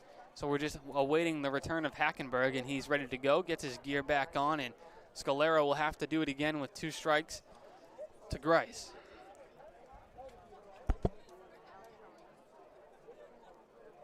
Things seem to be sorted out as the runner gets his lead from second after the stolen base. That's Cameron Chick. Caden Grice at the dish, digging in from the left side as he'll ask for time, and Scalero steps off the mound. We reset. Scalero looks in and gets the signs from Hackenberg. Long pause, the 1-2 pitch awaits. Runner goes again. Throw down to third is in time. They ring up Chick this time at third, and it's another caught stealing for Adam Hackenberg, and he's having a heck of a game behind the dish. 7 innings complete here from Veterans Field. Our sideline reporter Taylor Farmer has been getting to know the Harbor Hawks. Let's check in with Taylor. Top of the 8th, Mason Greer will lead off for us. I talked to him yesterday as a switch hitter, just on his mindset at bat. He says he's just looking for a ball that he can drive. Now his dad, Rusty Greer, played in the MLB. And asking him about his best piece of advice that his dad gave him, he said just play as hard as you can every day and be a good teammate. And, you know, Coach Calhoun reiterated that as well. When I asked him his message to the team, he said play hard, have fun, and the wins will come. We need the guys to keep playing hard tonight. Maybe they'll find some success and come here with some runs late in the ball game. Thank you very much, Taylor, for that info. And Lincoln, Mason Greer is a guy who we've seen at third base, at first base, and a very solid glove. We're waiting for that bat to come around a bit. He does have a double on the season, but a guy with a lot of talent. Yeah, really. And if Mason Greer is just one of those guys that you can trust him to have a good glove wherever you put him, whether it's at first or third or anywhere you put him, really, even though it's going to be in the infield most likely. He's just a player that you can put him anywhere in the field, and you'll know that he'll have a good game. He'll try his best, and he'll most likely just have a solid glove wherever you put him. Harbor Hawks chasing 4. Top of the 8th inning, ready to start in just a moment as a new pitcher toes the rubber for the Chatham Anglers. It's number 16. That is Victor Medeiros, they announced on the loudspeaker. Medeiros was actually listed as the starting pitcher before today's ball game, before it was announced that he will not be starting, and it will be Daniel Fetterman. So it's Victor Medeiros getting the ball here in the top of the 8th.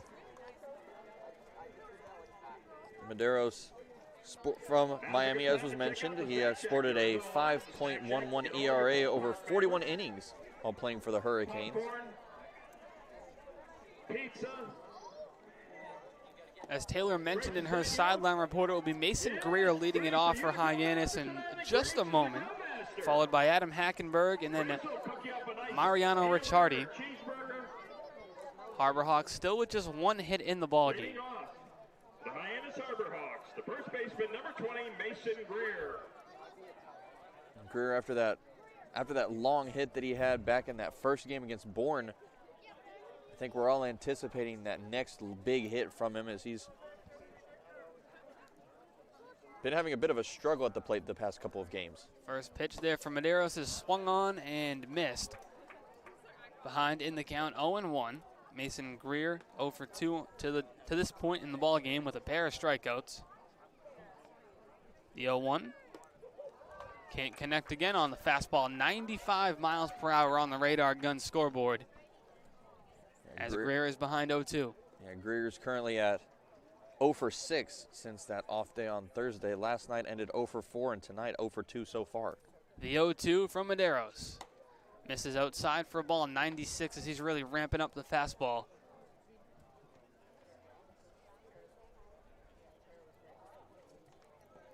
The 1-2. Breaking ball misses low in the zone for a ball 2-2. Greer holds up. He does have a good eye at the plate, Lincoln. He's not chasing pitches out of the zone. He does, and that was a nasty change in speed there from that fastball over to that breaking ball. Breaking ball at 83 miles an hour, about a 12 to 13 mile an hour difference. The 2-2 misses inside at 96 once again, and the count has moved to full at 3-2. So after getting ahead of Greer 0-2, Medeiros has fired 3 straight balls to bring the count to full. And this is where you have to protect the plate and just fight off anything that you can't really hit.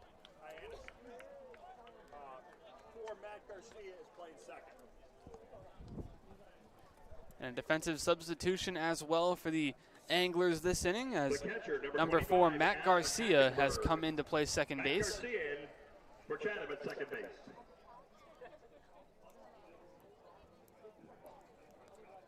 Greer draws the leadoff walk. After a good at-bat, he was behind 0-2, then 4 straight balls from Victor Medeiros. Adam Hackenberg digs in for the 3rd time in the ball game. He's 0 for 2, has put the ball in play both times. And he's ahead 1-0 in the count, so 5 straight balls here from Medeiros. And with Garcia now at second base instead of Chick, you have to kind of wonder why they took him out. Hackenberg pops it up. Benefield moves under it in shallow foul territory down the third base line and makes the catch for out number 1 here in inning number 8. And Austin, I think, that Hackenberg actually may have made contact with Parada on his backswing, as Parada is visibly distraught now down there behind the plate. We'll give Parada a minute to collect his bearings, make sure he's all right, as the training staff will come out and chat with the catcher from Chatham. Seems to be okay, gathering his things. And Lincoln, for Hyannis, obviously not the game that they envisioned tonight, a team who had started to collect a couple hits last night and had a little bit of a ninth-inning rally. You were hoping some of that momentum from late in the ball game would carry over today. Unfortunately, it has not. Yeah, definitely. And it started out really great. It started out as a good old-fashioned pitcher's duel like we've seen a couple of times this season. But Chatham just getting those first 2 runs in that 4th inning, and since then it has gone all Chatham's way. And Parada is okay back behind the dish as Mariano Ricciardi digs in with 1 away. He takes a called strike and is behind in the count 0-1. A 4-run lead for the Anglers as Medeiros comes out of the bullpen looking to protect that lead. The 0-1 to Ricciardi is a line drive down the left field line, and that was off the bat in a hurry. Fortunately, it hits the netting. Yeah, if that netting wasn't there, it'd be a dangerous situation for a lot of these fans, especially those fans down that third base line. Have to keep your head on a swivel here, and Chatham has some foul territory down the right field line without the netting. That one's hit softly on the ground to the pitcher Medeiros. He'll just go to first with it for out number 2. Greer moves up to second, so the Harbor Hawks have a runner in scoring position for the first time since the 6th inning. They had Ricciardi reach second base on a hit by pitch, but before that it was all the way since the 1st inning. So only the 3rd time tonight they've had a man reach second base. And it's just really been a struggle for the Harbor Hawks. Definitely not the game at the plate or in the field that you would want, that they would want for this game. Top of the order back up here, it's Caden Rose swinging at the first pitch and fouls it off the netting directly behind home plate for strike 1. Rose is 0 for 3 to this point. A ground out to first and a pair of strikeouts on the ledger as the Alabama outfielder looks to pick up his first hit in the ballgame. Thought about going around, but holds up. It's ruled a strike anyway, and Caden Rose is behind in the count 0-2. Flag blowing rather rapidly out there in center field as the wind is picked up a bit, moving left to right. If one of the left-handed hitters here for Hyannis, or anybody for that matter, can get that ball in the wind stream, it could carry right out of right field. We've already seen one opposite field home run this season from the Harbor Hawks. Medeiros comes set, the 0-2. Called strike 3, and the inning is over. Hyannis strands a man in scoring position. We head to the bottom of the 8th, chasing 4 on the Harbor Hawks Baseball Network.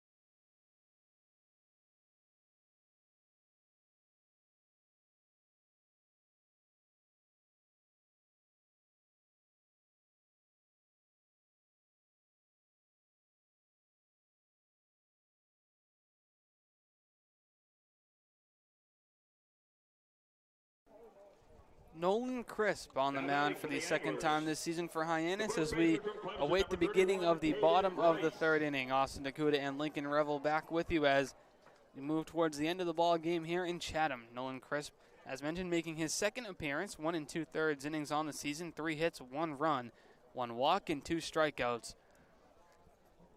As he looks to help move this game into the top of the 9th inning and keep the deficit where it is at 4 runs. 4 runs, 2 hits, 1 error for Chatham. No runs, 1 hit for Hyannis. As a big swing and a miss, a healthy cut from Grice. Grice was actually up at the plate back in the last inning, but it was Cameron Chick who was caught stealing at third. So Grice has a fresh set of count and is now behind 0-2. Now 1-2 as that one misses outside for a ball.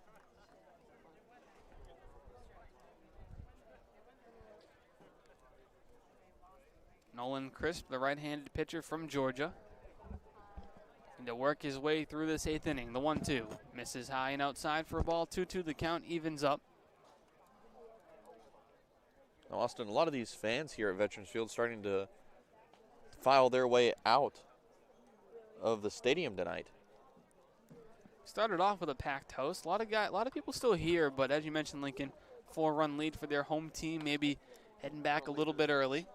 Yeah. Beat the traffic. Although we see every once in a while there's always that late comeback every once in a while that everybody always wishes that they were there to see. You can't count out the Harbor Hawks as that one's a called strike through on the outside corner. Grice does not like it. He'll go down looking for the second strikeout on the ledger for him. Now batting for Chatham, the catcher from Georgia Tech, number 8, Kevin Parada. And that outside corner has just been elusive, like you mentioned, Austin, as it seems for the Harbor Hawk pitchers. They've just had that trouble of missing by just a couple of inches, but he found that just the border for that strikeout. 1 away in the inning now as Kevin Parada, the catcher, digs in for the 4th time in the ball game. 0 for 1, but 2 walks and 2 runs scored. As he swings and lines that one down the left field line for a base hit. It's going to work its way toward the left field corner. Parada's on his horse heading for second. The throw from Hardigan is cut off by Ball and actually skips its way to third all the way to Luke Mann, as it's a 1-out double off the bat of the catcher Parada to put a man in scoring position. Yeah, and he saw that inside fastball, 90-mile-an-hour fastball coming from Scalaro, and he just took it the way it came, and he just ripped it down that third base line for an extra base hit and another, just the 3rd hit for the Anglers, but a hit nonetheless. And here comes who may be the player of the game for the Anglers. It's Miller Green, who is 1 for 1, a 2-run home run, and a pair of walks on the line tonight in his 4th at-bat, or 4th plate appearance, I should say. Only 1 technical at-bat, as the 2 walks don't count for an at-bat. He's ahead in the count 1-0. Let's take a minute to look at what's ahead for your Harbor Hawks. It's Falmouth tomorrow night, back home for a 6 p.m. first pitch. We head to Cotuit on Monday, a 5 p.m. first pitch on the road. And then Tuesday, back home versus Cotuit, followed by a Wednesday road trip to Falmouth with a 6 p.m. start as well. So Falmouth, Cotuit, Cotuit, Falmouth, Lincoln, as we're getting to know the Kettleers and Commodores. Yeah, we're gonna have all of their stats memorized by the end of this week, I feel like. That would be nice. Crisp behind 2-0 to Miller Green. The pause and the pitch. Called strike at the knees at 88 miles per hour. The count moves to 2-1.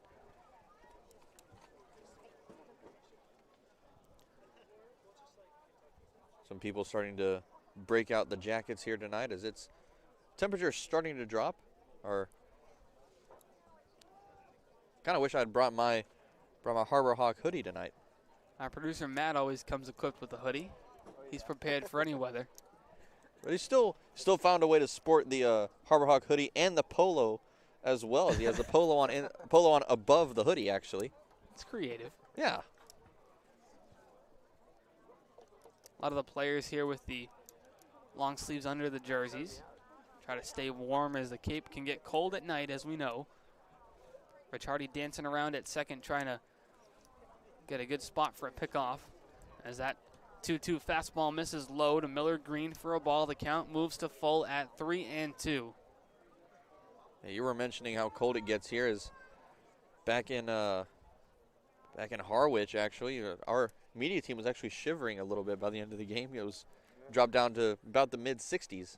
It did get cold, I'll give you that. I don't normally get cold, but I was shivering as well in Harwich. Pickoff moved to second, and back standing is Parada. Crisp just deked, didn't actually make the throw over. Count is 3-2 to Miller Green. No action in the Hyannis bullpen as this is Nolan Crisp's inning to work. Long pause from the right-hander, the 3-2.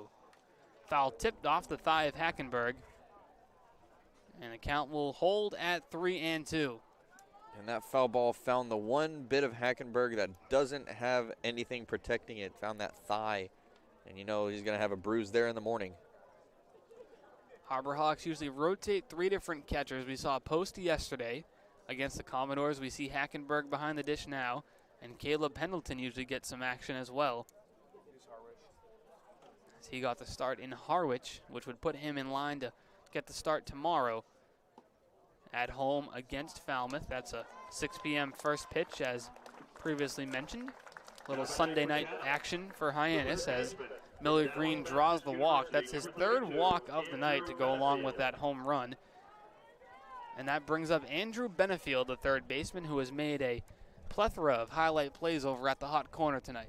Yeah, he has Benefield, along with, man, just a couple of human highlight reels tonight. Crisp has allowed a double and now a walk. He did strike out the first batter he faced, which brings up Andrew Benefield, and he takes a ball on the outside corner, 1-0 the count. The Chatham faithful still hanging around as their anglers hold on to the 4-0 lead. I believe we're missing a hit on the scoreboard. It should be 3 hits for the anglers after that double for Parada. It should, yes. Still kind of amazing that it's only 4 hits between the two teams. It's still, yeah, the walks definitely haven't helped us, but it's very rare you see more runs than hits. And yeah, exactly. That's the case here in this ball game, and it's just been good pitching. I mean, the weather hasn't necessarily helped. We had the wind blowing in a couple innings, but not that many balls necessarily put in play that would have been hits either, Lincoln. A lot of weak contact, a lot of balls hit right at guys, a lot of balls on the ground to the infield, and with 2 terrific defenses behind the pitchers, this Harbor Hawk team doesn't make a lot of errors, either do the anglers, and it's been a briskly played ball game at this point. Crisp ahead in the count on Benefield, the 1-2. Tight zone as that one misses outside for a ball, 2-2.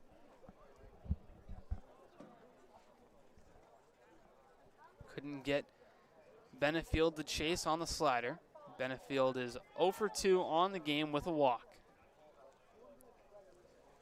Crisp looks in and gets the signs from his catcher Hackenberg as his chain dangles down.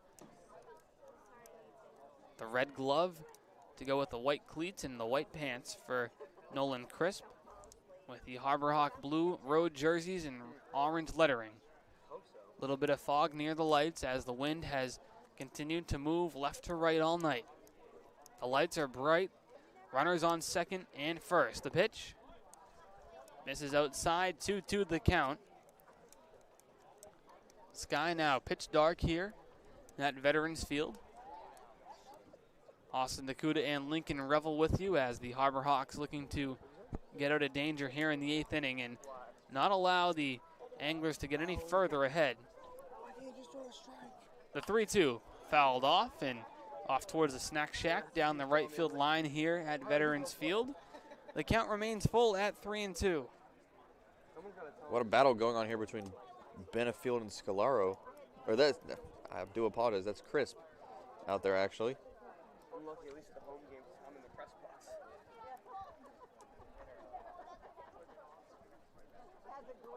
Got a right-hander stretching in the Harbor Hawks bullpen, but he hasn't put a glove on yet. And ball 4. Seems to be a tough night for Harbor Hawks pitching to find the zone. So now the bases are loaded State University, number 49, Caden Trinkle. for Caden Trinkle. Still just one away. We had that, again, a strikeout to start the inning. And then since then we've had a double and then back-to-back walks. So just started out well, and since then it's gone downhill once again. Very similar to that 6th inning of play. Crisp goes from the windup. First pitch is popped foul over our heads here behind the home plate area. Taylor was ready to catch it. Taylor was attentive, ready to grab that foul ball. Had it come towards us, we know Taylor's going to protect us. Good work. The 0-1 on the outside corner, 0-2 the count.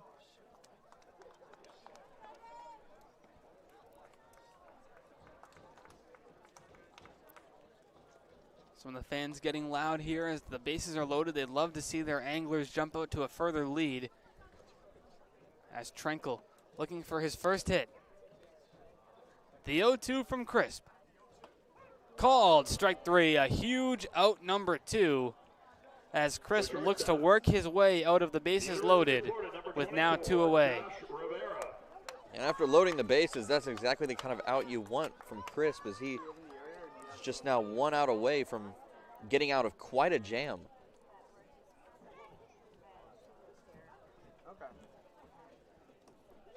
In steps Josh Rivera as he takes a massive hack at that fastball, but comes up empty. Pulled the head out, pulled the shoulder out, but came up with nothing. Yeah, I think he might have been looking for a grand slam there. Holy cow, swinging out of his shoes.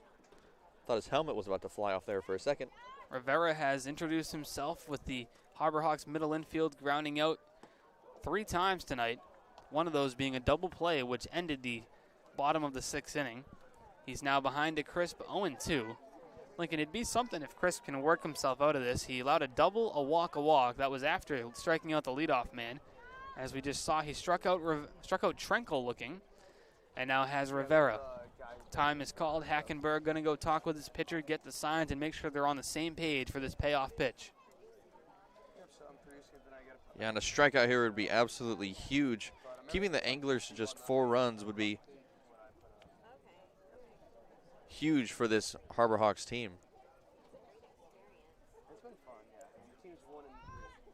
The 0-2 from Crisp. That ball is hit well foul into the parking lot. Hopefully that evades the plethora of cars out there behind Veterans Field. You know, Austin, I thought I parked far enough away from this field Me tonight, too. but now after that foul ball, I'm kind of worried. Kind of starting to worry. Me as well. I'm thinking we've made it this far, Lincoln. We should be okay, hopefully. Yeah, Let's not jinx it, though. I think so. I think so. Someone's going to need a new windshield. The 0-2. Misses outside for a ball. 1-2 the count. Crisp tried to get Rivera fishing on the slider, but Rivera would not oblige. Bases loaded here in the bottom of the 8th as Chatham leads it by 4. Could add 4 more with 1 swing of the bat.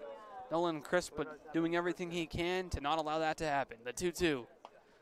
Fouled back again. Good battle brewing between the 8-hitter Rivera and the Hawks reliever Nolan Crisp. Parada on 3rd. Miller Green on 2nd. Benefield on 1st. The lights bright. The bases loaded.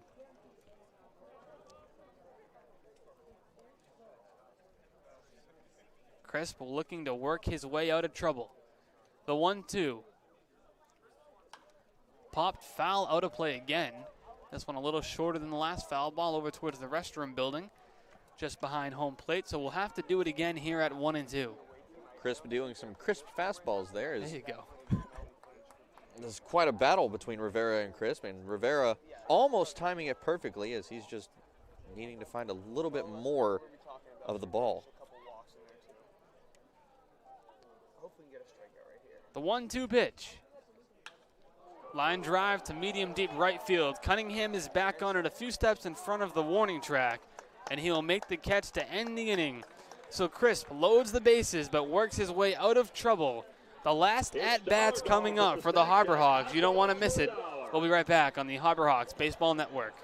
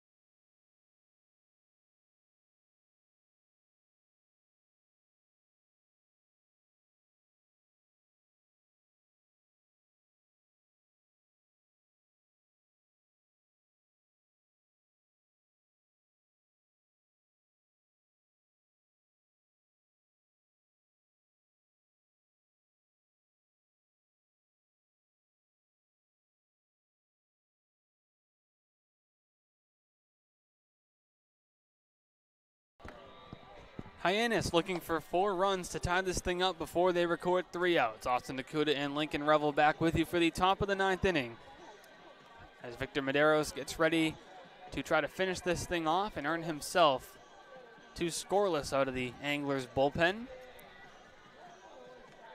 And Austin has started out as it started out foggy, cleared up by about the 3rd or 4th inning, and now the fog is just making its way back in, making itself at home. Yeah, I mean, there was nothing the last 2 innings, but it looks like someone's turned on a mister now. Yeah. Just piping in the fog. Reminds me of those Ranger games back in Globe Life Field. Or no, that's actually Globe Life Park, actually. I get them mixed up so much. It's just one word difference. But back during those summer months at Globe Life Park, you actually had to they had those little fans going, the little fans with misters that helped cool you off. Now they're inside, right? The new stadium, the Dome. It is the AC and the grill, as I call it. All right. Looks like a giant grill. 4th of July barbecue coming up. Defensive replacement here for the Anglers over at first base as number 14 Michael Brown steps in. Kyle Ball digging in here for Hyannis. He came in halfway through the ball game to replace the starting shortstop Ryan Romano, and Ball is behind in the count 0-2. How many TikToks you make tonight? Come on. Ball reached on an error back in the 6th. His only at bat to this point, the 0-2. Thought about going around but held up. They don't need to check as home plate umpire David Perry makes the call himself. 1-2 the count. Medeiros has come out of the bullpen pumping 95 miles per hour with his fastball. The 1-2 to Ball. Inside 2-2. Lincoln Hyannis keeps threatening in the 9th inning. Back against Bourne, they were down 3, loaded the bases but didn't get anything. Last night against the Commodores, they loaded the bases. They did get 1 run in, but stranded the tying run 90 feet away. As Kyle Ball is hit by a pitch off the elbow, he'll take it, rub some dirt on it, and run down to first. So the leadoff man is on for Hyannis, and as they look to put together a rally and this time complete the 9th inning rally. Yeah, we've gotten a couple of chances so far, and it seems that late rallies are going to be quite a thing this season for the Harbor Hawks, hopefully. But let's see if they can complete one. It's going to take quite a while as we're down four runs. It's going to be a tough task, but I think we can do it if we can just put some bats to the ball. They'll give Kyle Ball a minute, make sure everything's all right after the hit by pitch. He's standing on first base next to recently entered first baseman Michael Brown. Ball's ready to go, puts his hand guard on, and gets ready to take his lead from first. Jay Cunningham steps in wearing number 37 this year for Hyannis in his first season in the Cape Cod Baseball League, but his 4th at-bat on the night. 1 for 3 with a double. The only hit on the line for Hyannis tonight. The 1-0 to Cunningham, ground ball to short. Picked up on a hop, throwing to second to 1. And in time, it's a double play. A 6-4-3 double play. And just like that, Hyannis goes from having a runner on and nobody away to nobody on and down to their final out. Yeah, and that's exactly the play that you did not want if you were the Harbor Hawks. And it was a tough play coming over from Rivera as he was moving away from second base and had to backhand that ball and then turn on his feet and chunk it a little while leaning back to second base for that double play. Luke Mann now up as he is the last chance here for Hyannis, looking to extend the inning a bit further. But he's behind 0-1. Victor Medeiros has come out of the bullpen and been pretty electric, allowing just one base runner this inning with the hit by pitch, but it was erased by the 6-4-3 double play. 1 2/3 out of the pen so far for Medeiros, looking to make it 2 complete. Allowed 1 walk and 1 hit by pitch. 1 strikeout on the line. The 1-1 man is down and in for a ball, 2-1 the count. At the end of the game, look at the podcast, Hawk Talk, credit everybody involved.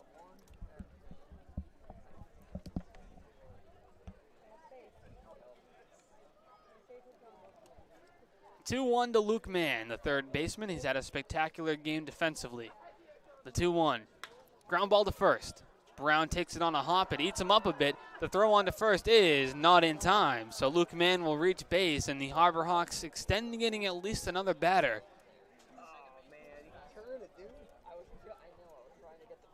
And that was close to a third out there as the ball just ended up eating him up. And now Luke Mann is another base runner for the Harbor Hawks. The officials score an error on Brown, who just came in the game at first, and E3. So Hyannis still with just the one hit. They've reached on 2 errors in the ball game. Chatham with 4 runs, 3 hits, and 2 errors.